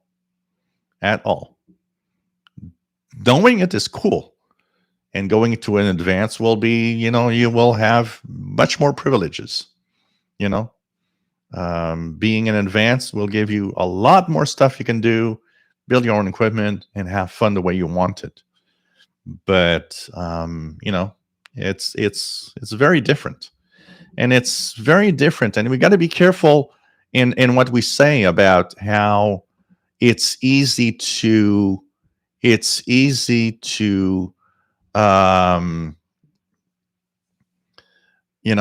find that they dumb down stuff to a point where it's too easy, because I think there's a problem with the fact that operating a ham station is one thing, being an advance with knowledge is something, and we just got to focus better on what we want and where we want all of this going.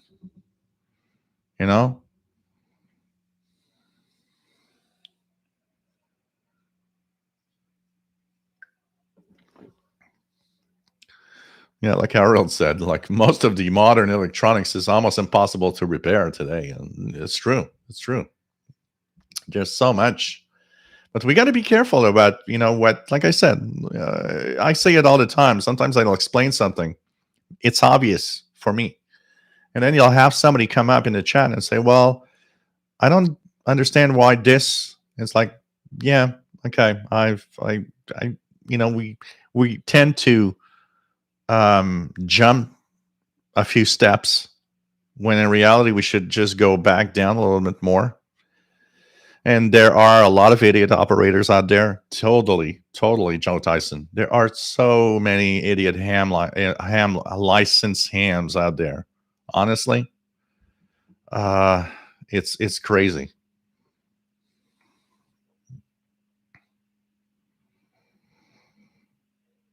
You don't need to know how to repair your equipment at all, Jason. At all. That is another sphere. That's the advanced.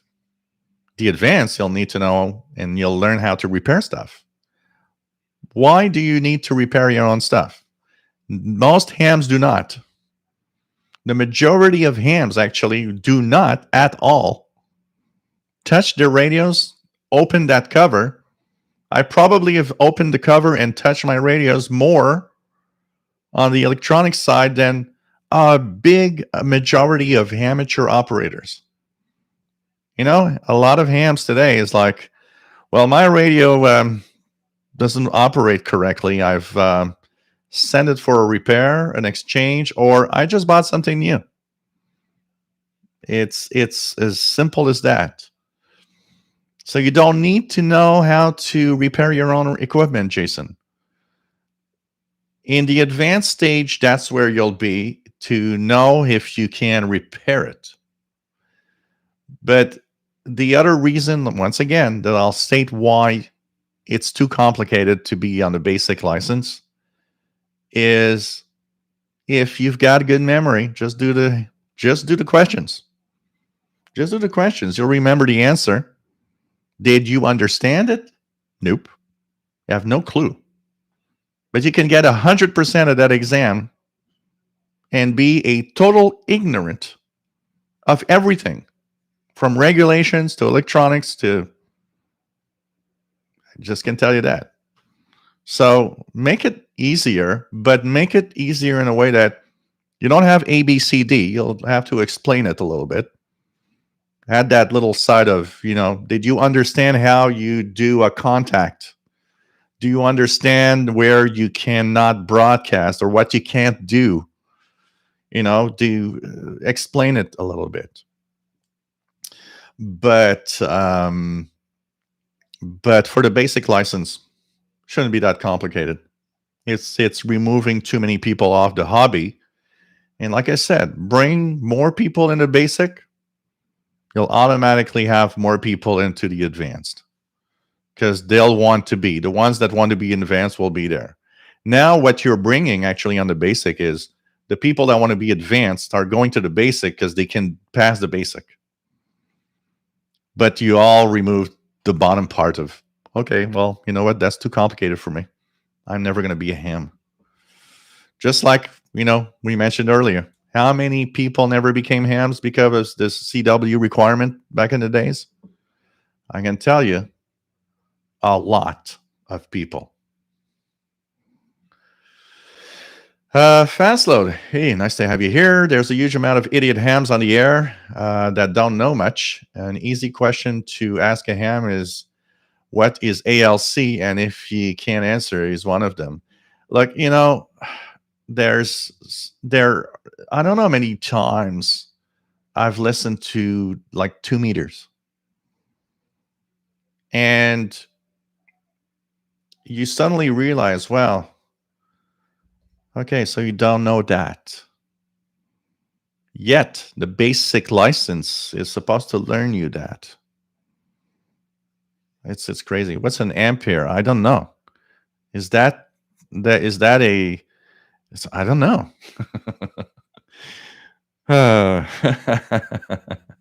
I mean, it's not to dumb down stuff, but there's so many dumb hams anyways. I'm not going to say dumb. I'm going to retract myself. There's a lot of ignorant hams. There are some dumb hams, but there's a lot of ignorant hams. And you get to a point where, well,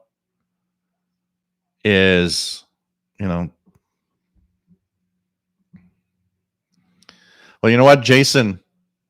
What is a ham radio operator with zero knowledge but passed his test? He's an appliance operator. He knows how to operate a radio and make contacts. And it's exactly that. It's no different because appliance operators are a lot of hams actually on the bands right now. The definition of ham radio operation is very simple. Okay? It's having the knowledge to operate a radio. It never says anywhere having the knowledge to know how it works from A to Z in any way. It's operating a radio to make contacts and properly making contacts. That's all. And I can tell you, it's a losing battle, and there'll be less and less hams because ham radio operators are so stubborn and they think that you have to be that big gun knowledge guy to operate something. No wonder a lot of them are laughing at CB ears, where I'm not laughing at CB ears. You're CB ear, cool. You know, how many CB ears still on CB today are like, you know what, the hell with those ham, crazy people. I'm happy on CB. I don't need to, go there. If you want to know more and learn more and have more capability, then move on to the advanced, and there will be a naturally set of people, a natural set of people that will go to the advanced. But it's useless to do the basic ham license like it is now. I'll say it again. You don't need to know how a radio works to operate a radio. It's doesn't serve any purpose at all. If you want to know more, then you'll go to the advanced. I know that this is a big friction with a lot of hams. A lot of hams are going to watch this video and say, "Well, that guy, come on, Well, I had to learn 20 words per minute and build my own radio in front of my teacher." And it's like, yeah, well, congratulations. You have knowledge. That doesn't mean you can't be an idiot on AM radio operation, though. And that's a very different thing. Learn etiquette. Power supply. What's that? I don't know. Can my cell phone power supply power my ham radio gear? Is that okay? Man, Yarabamba, in your list of logs, have you heard Radio Vanuatu? Station seems cool to catch. Oh, maybe a very, very long time ago, but not in recent years. I can tell you that. TVDXer, 100% agreement about ham ticket requirements. Yep.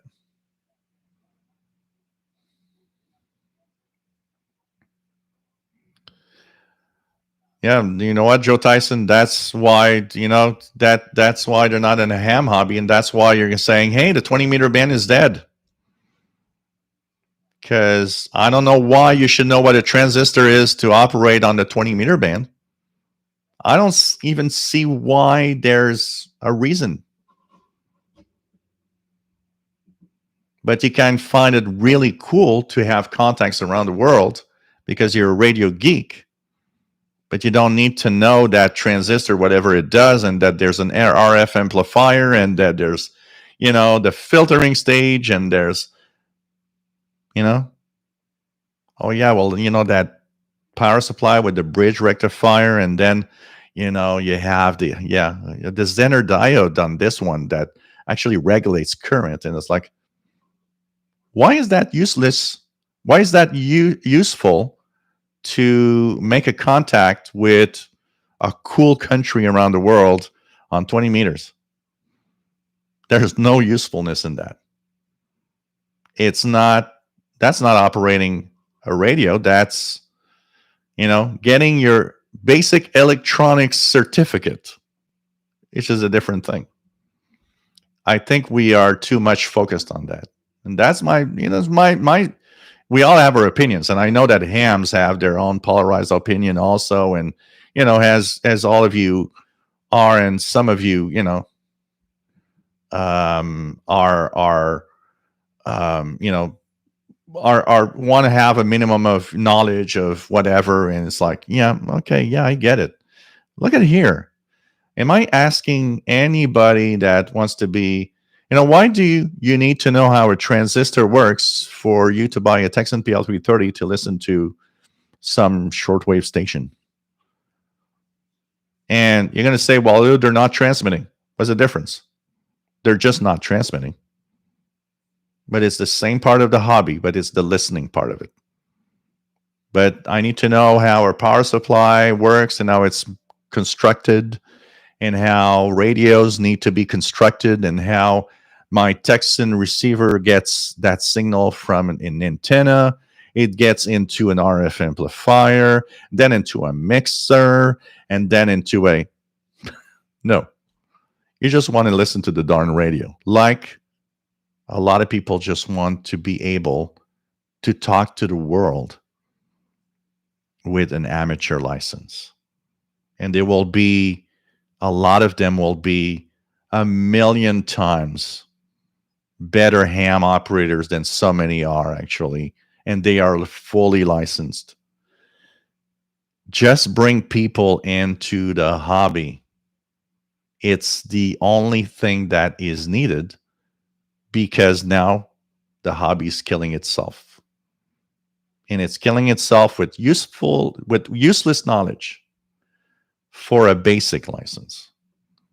Like I say, for a basic license. Depends on the countries. Here in Canada, it's like $40, and then you have your ham license for the rest of your life, which is for a human up to the age of 125 years if you don't notify that you died. But some countries have a yearly fee. Some countries, like in the U.S., I believe it's a fee every I don't know how many years or so.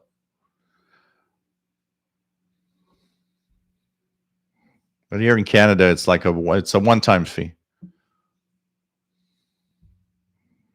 Carl Icom, nice to have you here.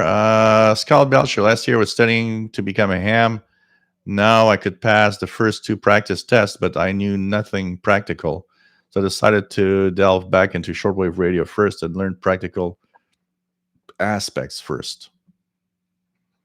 Marvin Motz, I think that we should use amateur radio and shortwave listening to get around an increasingly controlled internet. Oh, of course, and that's the cool part of all of that. That reason. It's an interesting discussion we're having, and I mean, I respect everybody's opinion, by the way, because I have mine. But it's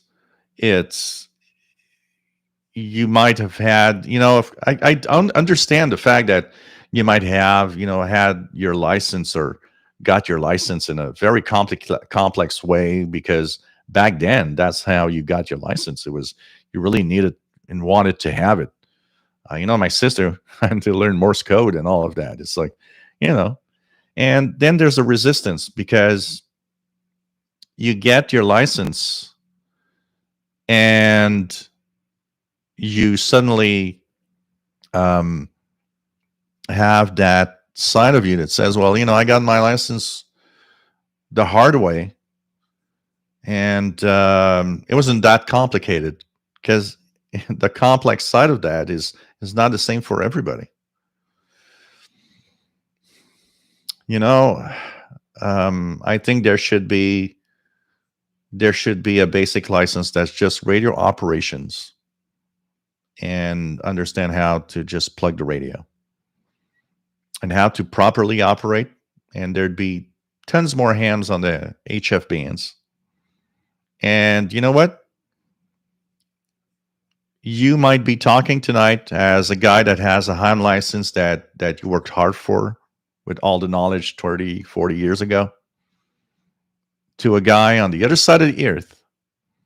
Do you actually ask the guy, was your exam this tough and needed this expertise and that? No, you're just happy to talk to somebody that operates properly, and that is 15,000 kilometers away, because it's just so cool. That is what ham radio is all about. Then add the layer of, now we need to have more seriously knowledge hams that know more, and they'll go to the advanced for that, because that's the thing. I'm that's my way of thinking, and I can tell you, you're killing the hobby right now, and it's not going to get better as long as it's going to stay like this. With all the people I see, with all the questions I see, and the course, the amateur course, my course is so boring that I started actually looking for an examiner to just go to the examiner. And who cares? Who cares? So, part of it is because I already have the knowledge for a lot of stuff, but part of it is because it is boring. It is boring the way it's done, you know? Blind Picker says, yep, you're so right. John Beckham, how's Paul and Kat and his girlfriend doing tonight? Well, I know Paul is probably sleeping. He was here today just before the show, but, and girlfriend, of course, comes over, spends the night. It's like one of those relationships. Well, the girlfriend spends the night, leaves in the morning. John Hummel Newell says the worst part of the whole thing is once you're licensed, now you're on your own. If you're not part of a club or have Helmers, you got no further ahead. It depends, what you want to do and how you want to do it in the future. For sure,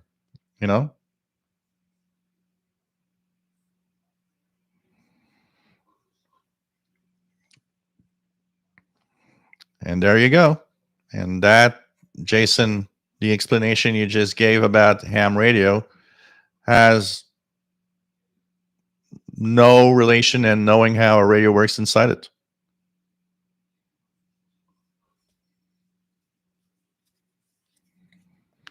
Yeah, but fast load, that's another thing. Today's equipment is kind of complicated. For us, it's not. For us, it's like you've got, we get a radio with 65 buttons on it, and it's like, oh, look at that it has this. Oh, look at that.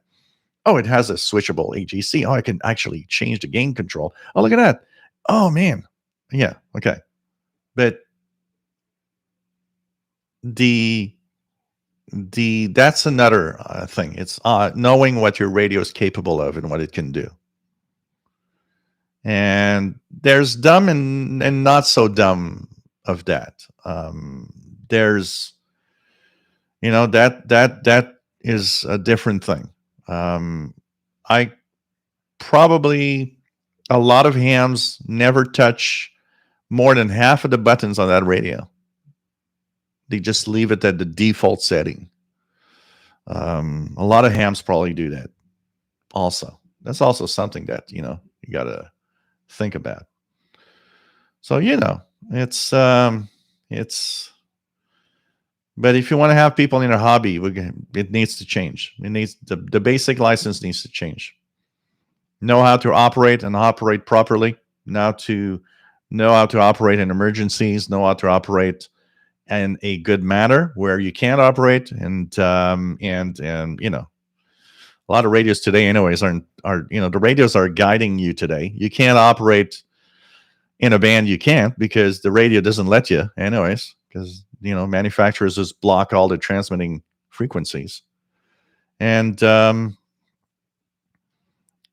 just bring them to be good ham radio citizens that are going to be on the air. We're going to have people making contacts all around the world because it's easy for all of them to get there. They'll be ham radio operators. Then, you'll have the more advanced ones that will go there and will do more stuff. That's a thing. Dimitri, I think that the new ham radio equipment are so complicated inside and with all the knobs, let alone, they are super complex stuff. We got to be careful because I don't think you're necessarily dumb because you don't know half of the buttons on your radio. Because a lot of radios have so many functionalities. And once again, half of them you don't even need to push to operate. It's, of course, better if you know what they do, but it's a tough one. You'll learn how to use them if you are a serious DXer that knows that, well, you know what? I got an IF shift here, and I was able to separate that signal from that other signal because I know what it does.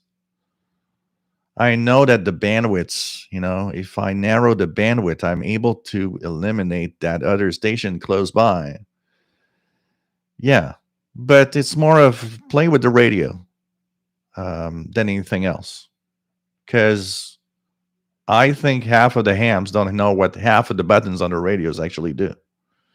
And it's not necessarily because it's the dumb hams. I think it's just today's radios are really complex. Transceivers 50 years ago and 40 years ago were like, okay, we got 18 buttons and we all know what they do. Today, we got radios that have menus, and then that menu, there's that sub menu. And the other thing is like, and it takes you 4 hours to like, okay, how do I change the tone in this thing? It's like, okay, I got a 355 page manual to explain to me how that thing needs to change there. Okay. Oh, to change the power level, I need to go into these 12 sub menus. And here's this power level. It's like, it's not being dumb on a radio, not knowing that.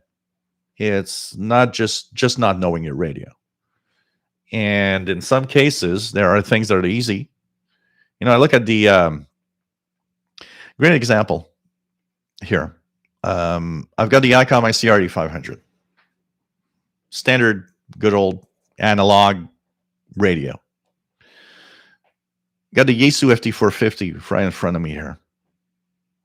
That thing has more menus than any radio I've ever used.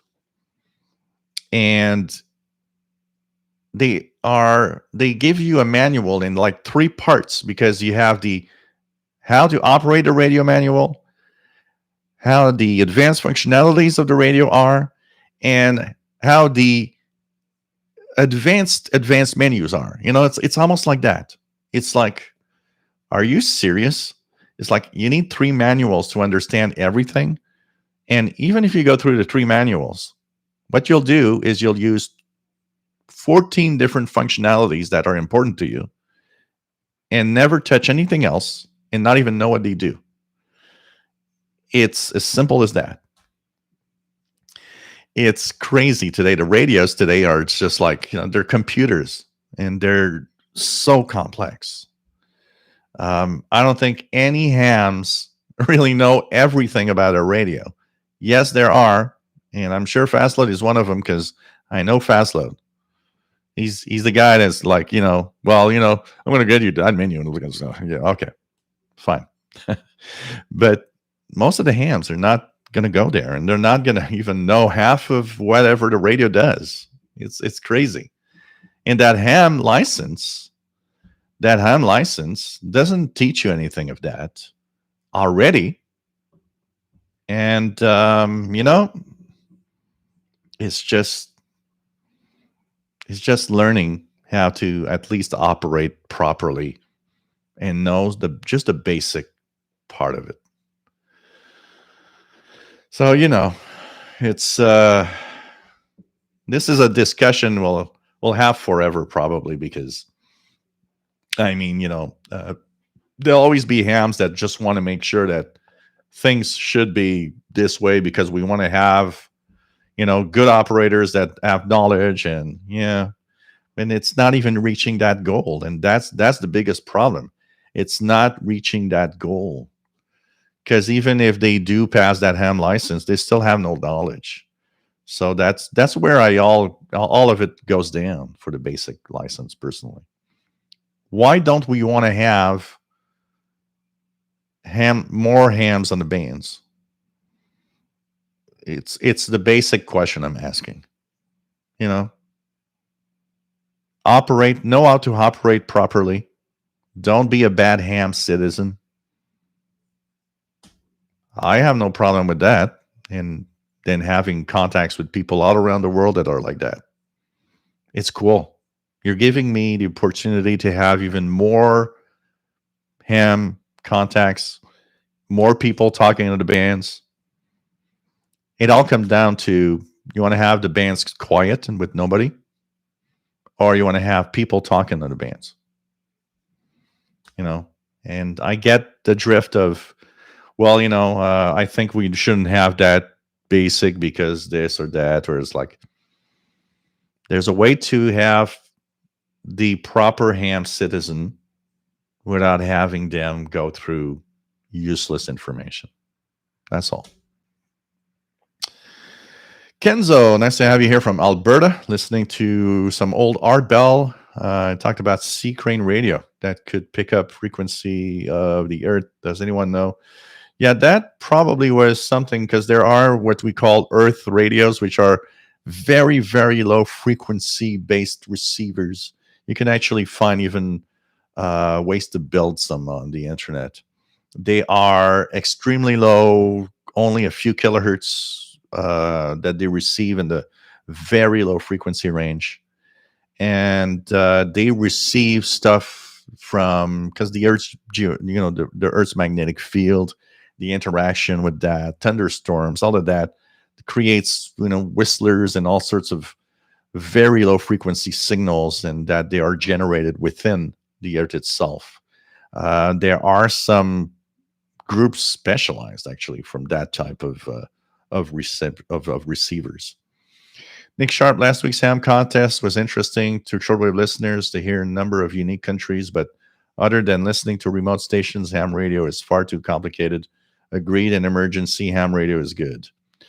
Marvin Mott, saying 100 watts VHF output from Yagi is dangerous if treated like an appliance. I suggest that nobody's going to do it in that way. People, put up an antenna. I get what you're saying, but you're going too far. You're going too far. People will put up an antenna. They know they have to be not to touch it when it transmits. Basic things like that. Don't do this. Don't do that. It doesn't change anything. It's yes, absolutely. But for most people, and for a lot of hams that put up these things, their knowledge is still so basic, even with today's basic standard, Marvin, that it's as dangerous as it would be with just a basic ham license that would be simpler. Harold listens 90%, transmits 10%. Apparently that's the sign of a good ham. You listen more than you transmit. Hey, Dwayne, take care. Good luck. See you on Wednesday. Matt has a good strong station on 6930. I've got nothing here. I'm on the Pirate Band, and I see nothing on the waterfall. Marvin says Japan has the most hams and few understand electronics, but their license are mostly limited to 10 watts and no renewals needed. Yeah, and Japan has actually lost more than 60% of their hams in a 10 years. There are less than 50% of all the hams 10 years ago now that exist. So it gives you an idea that,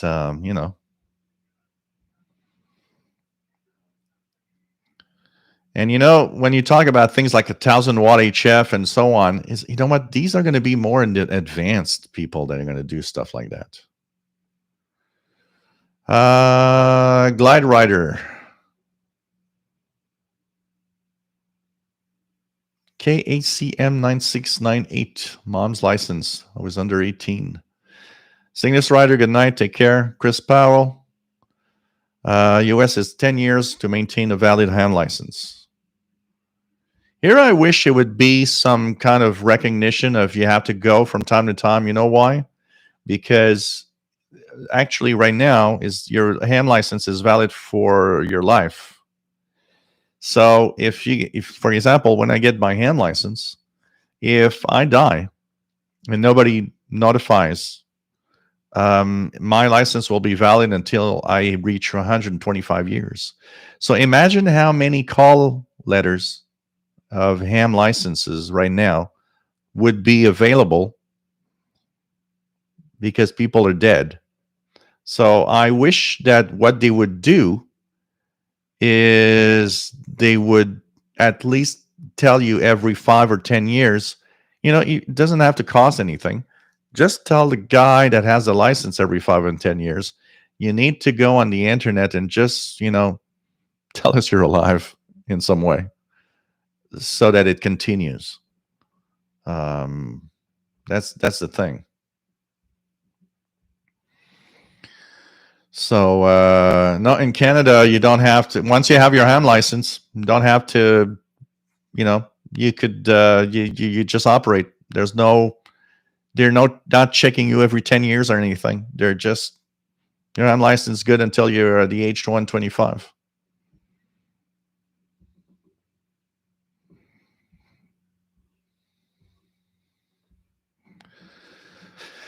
Paul plans to get his technician ticket in 2022, only 54 years after getting his novice license in 68. Fastlow said, I don't really care about the basic VU part of the license. That's for the ones that don't want to know to work a radio. That's for the ones that just want to buy a box and press a PTT. Not necessarily. That's a way of thinking that's simplistic. Basic license should have all privileges of VU and in HF.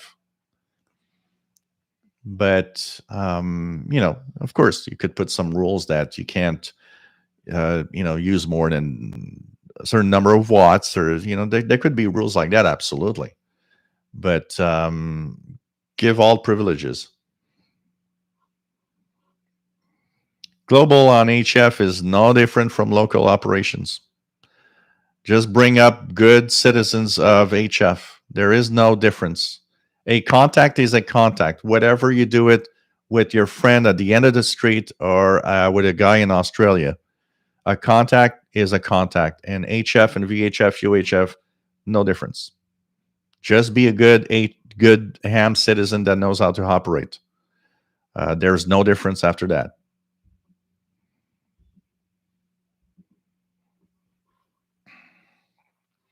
John Beckham, my CB-based antenna was an economical ground panel plane. The Super Magnum and the Bidstick were other popular antennas. I had a D104 preamp microphone that gave great modulation. Oh, man.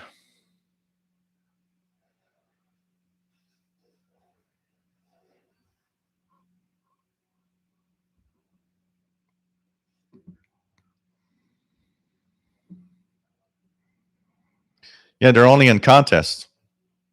There aren't that many AMs in a sense, because if you had a lot more people, there would be more people every day in the ham bands. Yeah, they're all there in the contest, but there's nobody in the 20-meter band. There's the 3 stations in the 20-meter band in a day because people don't operate. They're the guys that go just for contests, and then they just turn off the radio and don't operate for the rest of the year. There isn't that tons of hams. The number of hams around the world is much lower than it was. Okay, much lower than it was. We had actually on the International Radio Report we talked about it.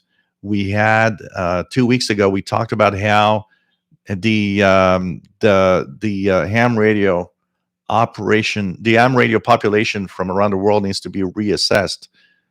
There ain't that amount of hams anymore. Japan is half of what it was. The United States, it's not really. The United States is not. You're not getting more hams. As we're in a moment where we're losing hams, and there's a lot of them that are dead. There's a lot of them that are just not operating anymore, and there's a lot of there's no replacement. There's no replacement. And even if you find there's a lot of hams because of that contest, in 20 years, ham radio will be dead because nobody's going. It's too complicated. Just give the chance to have good operators and have operators out there to have more people. Ham radio has place for way more people than now. I mean, 2 meters is dead compared to 20 years ago, 30 years ago. Where are the hams? If there's so many hams, where are the hams? And the only time we hear the HF bands with full of things is when there's a contest. Dubious. Nice to have you here from the Netherlands. it's like that. Matt says 6930. I'm supposed to be in the skip zone. Yeah, because here there's really nothing. I see it on the Hairspy HF Plus. There's absolutely nothing on the six anything. I just see the 6942 kilohertz link thing station. Just let's just give the hams the chance to be on. Make it as easy as possible. Sicko radio on 6132. Really? Let me see if I see something here. 6132, 6.132. Do I see a signal here? I don't see anything on 6132, not least. It is a great conversation, Marvin. Absolutely. Absolutely. Where do we want to be and where all of that is supposed to be? So it says this is a great conversation because it addresses the problem of shrinking hams and shortwave listenings. Let's consider how ham radio and shortwave listening solves the no free internet problem. Take out what is unnecessary and focus on having ham radio operation at its basic level that is a proper way of bringing people into the hobby. You can be a ham, have contacts all around the world, or VHF, UHF. Give them rules. An example, you're talking about 1,000 watts and a quad antenna and whatever. Give them rules that are very simple. You cannot have more than 100 watts, and you cannot operate, with this or that type of antenna. You'll have, the choice of these basic stuff that still can make you have contacts from around the world and have fun, but don't give him, don't give him the possibility to get a kilowatt of power and one of those big power amplifiers, RF amplifiers that run on 5,000 volts and whatever. Put them at a level where they'll have fun. They can do a lot. Some will go into FTA, some will do whatever. But just make sure that you get hams, that it's easy enough that more people are getting into it to help maintain a hobby that is dying. Like shortwave listening is somewhat dying,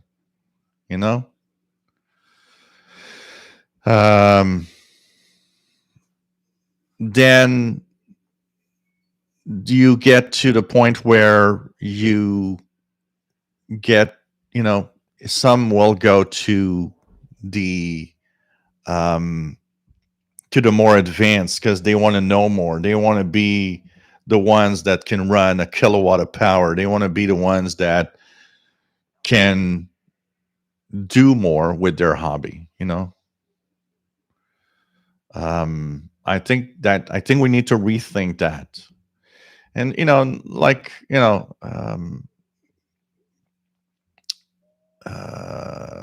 Glide Rider, ham radio will never totally die, absolutely. But the problem is we get to a point where the less you have hams, the less you are in the position of having contacts, and the less people want to participate. It's a wheel spinning in reverse.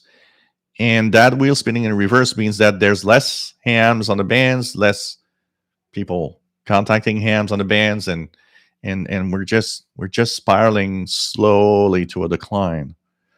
Where ham radio is an essential service and something that needs to be maintained.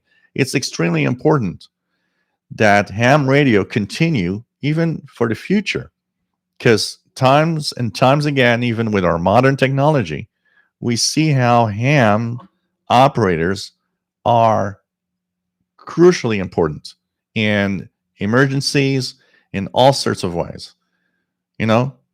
Would you rather have no more hams than have problems having emergency communications? Or, yeah, they're more basic and they're operators of equipment, but hey, they're there and they'll be able to be there with, communications in hurricanes or whatever, because we have enough people to help with that. These are all things we need to think about as the future of radio. I talk about how radio is for shortwave has become so affordable, and people are like, well, $1,000 radios and blah blah blah. Nobody's buying $1,000 radio today. Okay, people on this channel are not buying $1,000 radios. They want to be in the hobby. They want to listen to the world. They want to listen to signals from far away. Not with $1,000 radio, but with a radio that is priced at a point where they are affordable for them and they can still do the job. So it's the same thing. We want to find, how do we keep everybody here, and how do we get new people here, including the ham license. It's all about that. Harold, people don't know about radio anymore. They just listen to local radio stations and live in the screen of their mobile phone, I think. Yeah. It's, well,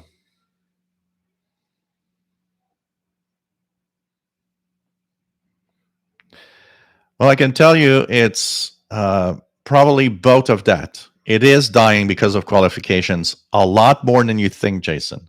But yes, it is because lack of interest also. But that lack of interest part can be compensated by making the qualifications easier for everyone. Because if I see that 170 people went to 60 people in a ham radio course, you just lost 110 people that could have gone the qualifications if it was easier. And that would be more hams, and that would compensate for the lack of interest. There are way more people than you think that are interested in ham radio than probably is what we see. But they get to the, oh, really? I need to know what a field effect transistor is all about. No. We need to simplify stuff and have radio operators. But that's not the same thing. Fast load. CB radio has no license. It's a free for all. You still have a license with just knowing how a radio works, and it's not CB radio. It's a guy with a license, and if you have regulations that you have to follow, you can have that hand license removed. It won't be CB radio. CB radio, you just plug it and hey, you're on the air. There you'll still have to work, but it's going to be easier. I think that is where hams are kind of thinking that, yeah, but if we dumb down the exam, we're going to get CBers. Nope. You're still going to get hams because they'll be proud to go and get that paper, that license, and be operators. It doesn't work like that.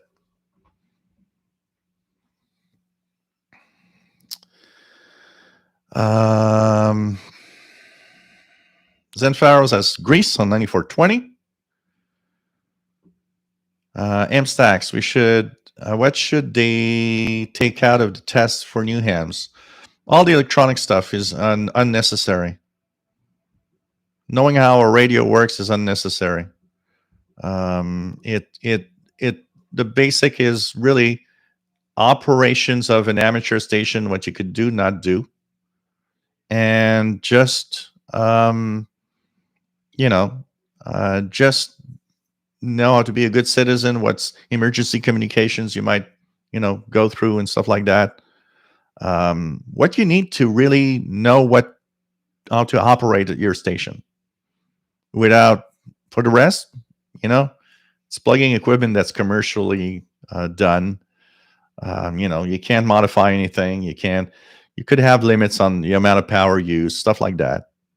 But a lot of people that do get that ham license today are not better than just operators that have pretty much zero knowledge of everything. You know?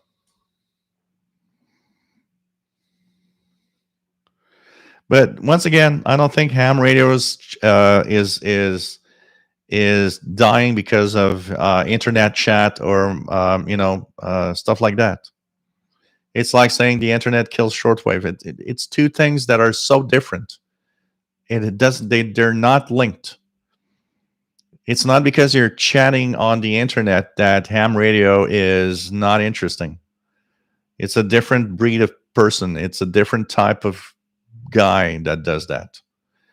And it's not because you might be, on Skype or Zoom or whatever that ham radio isn't interesting. It's a different side of things.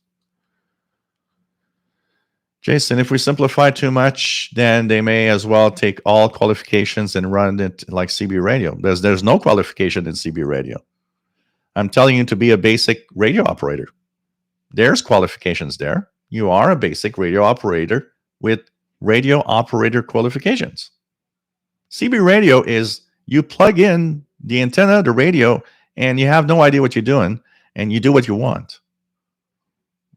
It's not at all the same thing. It's not at all the same thing. You still have to follow rules, and you still have to get that license. It doesn't change anything to know what the electronics is. You're not a CBer because you didn't know what the electronics was. How does that change anything? Nothing. But you're giving the chance for more people to be there and have fun. And I don't think it's going to be more of a free-for-all because all of those that are, bad operators, they don't even want to go and pass that license. They become freebanders or stuff like that. They don't even go for the license because they don't want to take the time to learn radio operations, and basic regulations. John Beckham, your shortwave listening radio podcast shows that lots of both nice and smart people out here to enjoy CB ham and shortwave radio indeed. Yeah, everybody's, we're all having fun. And I think it is a nice discussion tonight. Absolutely. It is totally a nice discussion tonight.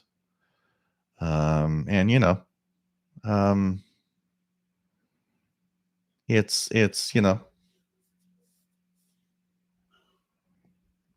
but CJ, we're not that's way of thinking. Stumping the CB crowd is irrelevant because that's saying, once again, going back to the basic of, because you're a CB or you shouldn't be a ham radio operator. The CB crowd, the simple fact of having just the exam to pass, all the CB idiots are not going there. They are not going to go for a ham license. And the fact that you're licensed and can have, complaints against you for not operating properly and have your license removed makes it a way more,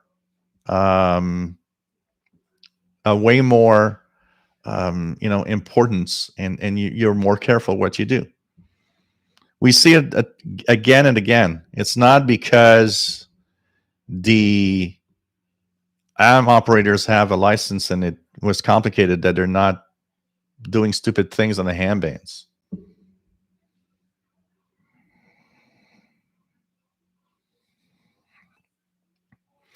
There's nothing dumbed down in the current exams, and it's not true that hams are necessarily dumber because of that. If we would have kept CW and kept the test like 30 years ago, there would be a quarter of the hams that there are today. Not knowing how to use your equipment is, even for hams that are more experienced, because they just don't know the knowledge and they're just operating, dumb. It doesn't change anything. It's not the way it is.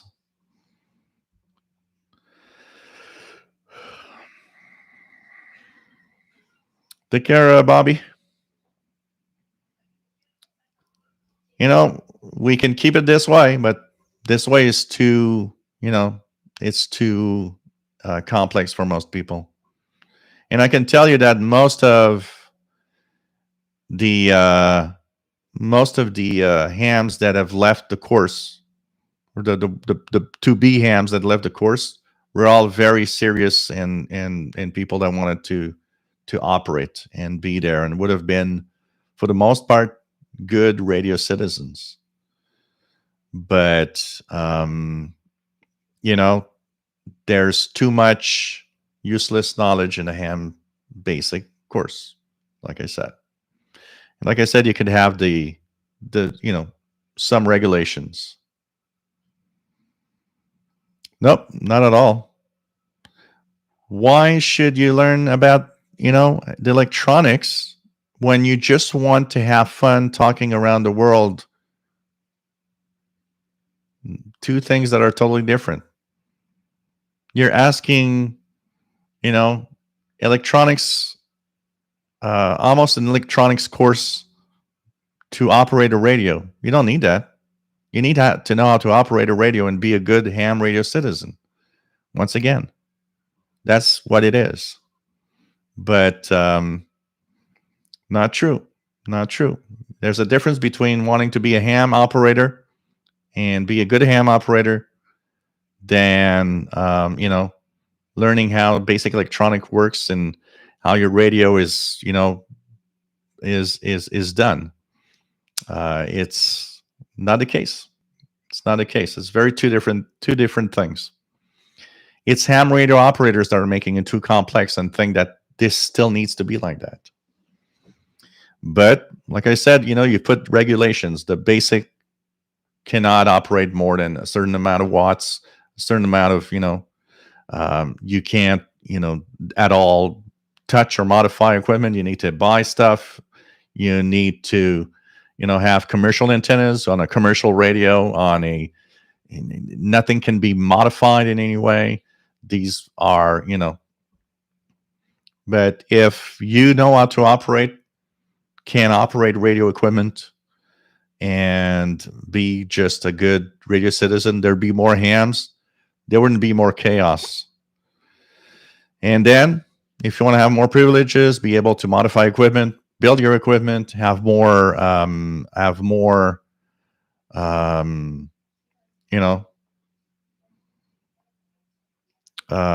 power and stuff like that, then build your own antennas, for example. Then that's for the advanced. Then you learn more stuff there, and there you have more. This is a ongoing battle that will always be, and there's always resistance. There was always resistance every time that they changed the regulations and stuff. But I think that there is we need to think about that for the future for sure. So with this interesting discussion, I will end after 4 hours and 22 minutes. Hope you enjoyed the show tonight. I didn't think we'd go so long. And we'll be back on Wednesday with another show. And, let's think about that and see what's the future of all of this, including shortwave. And, there's so many things going on in the world. I think every hobby is probably but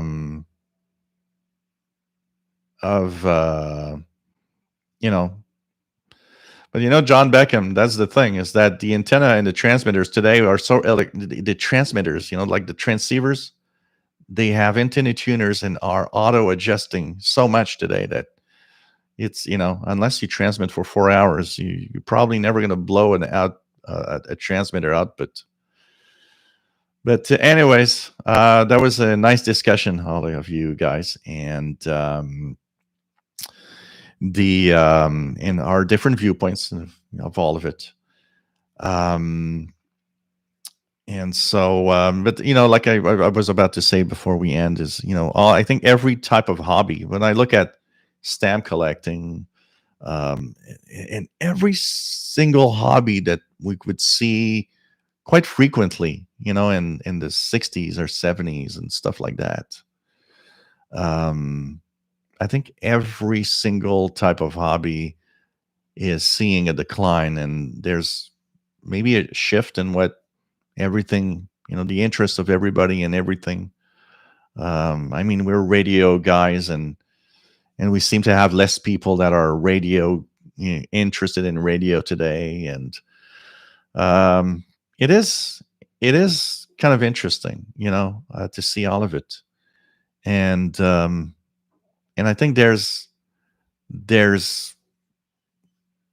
a lot of what's in the past that's difficult to really make back into something interesting for people today. Um, I sometimes think that a lot of our hobbies are also maybe dying because of it's not just lack of interest, kind of the way people are less focused. Look at a great example, my YouTube videos. I always look at the average time people watch a video. And that's where you see that the attention span of people is very small. You might make 20 videos that are 10 minutes long. The average time watched is like a minute 55, for example. And you're like, wow, that's the average time watched. And it's like that for every videos. And that's where you kind of start seeing is like people have short attention spans. And, maybe also the fact that the less you have the presence of things. When I was young, there was my uncle was, electronics repair guy. My sister became a ham. There were examples, not a lot, but examples of all of that here around me. And of course, if there's less hams or less shortwave listeners or less people doing electronics stuff and building kits, well, there's less chance that people will see that. What made us who we are as a radio listeners or ham radio operators is somewhere we were in the line of sight of our hobby. So I was in the line of sight of radio, and I was in the line of sight of a ham operator. And so all of that together, plus, wow, this is so cool. Today, there's a lot less kids probably getting into or seeing somebody do something like that.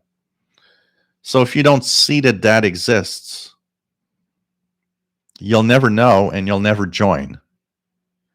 I think there's that side to it where, well, if you're not in, if you never seen a ham radio operator in your life, you might have been one of those that would be like, oh, this is so cool, but never knew it existed in some way.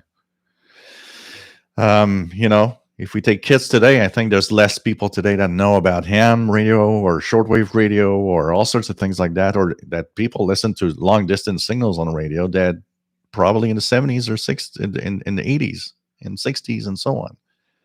So it's something, that could be very, very interesting when we think about it, about how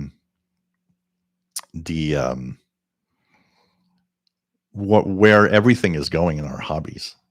Pretty crazy. So the show began in Montreal at 4 p.m., 20 hours UTC. So we've been on for 4 hours and 28 minutes right now. So anyways, take care, everybody. It was fun to be here. It was a nice discussion. And as our friends say, we respect everybody's opinion here. And it's, something to think about our future. But hey, whatever happens, what's important is to just listen to that radio, go on the air, do some contacts, and have fun.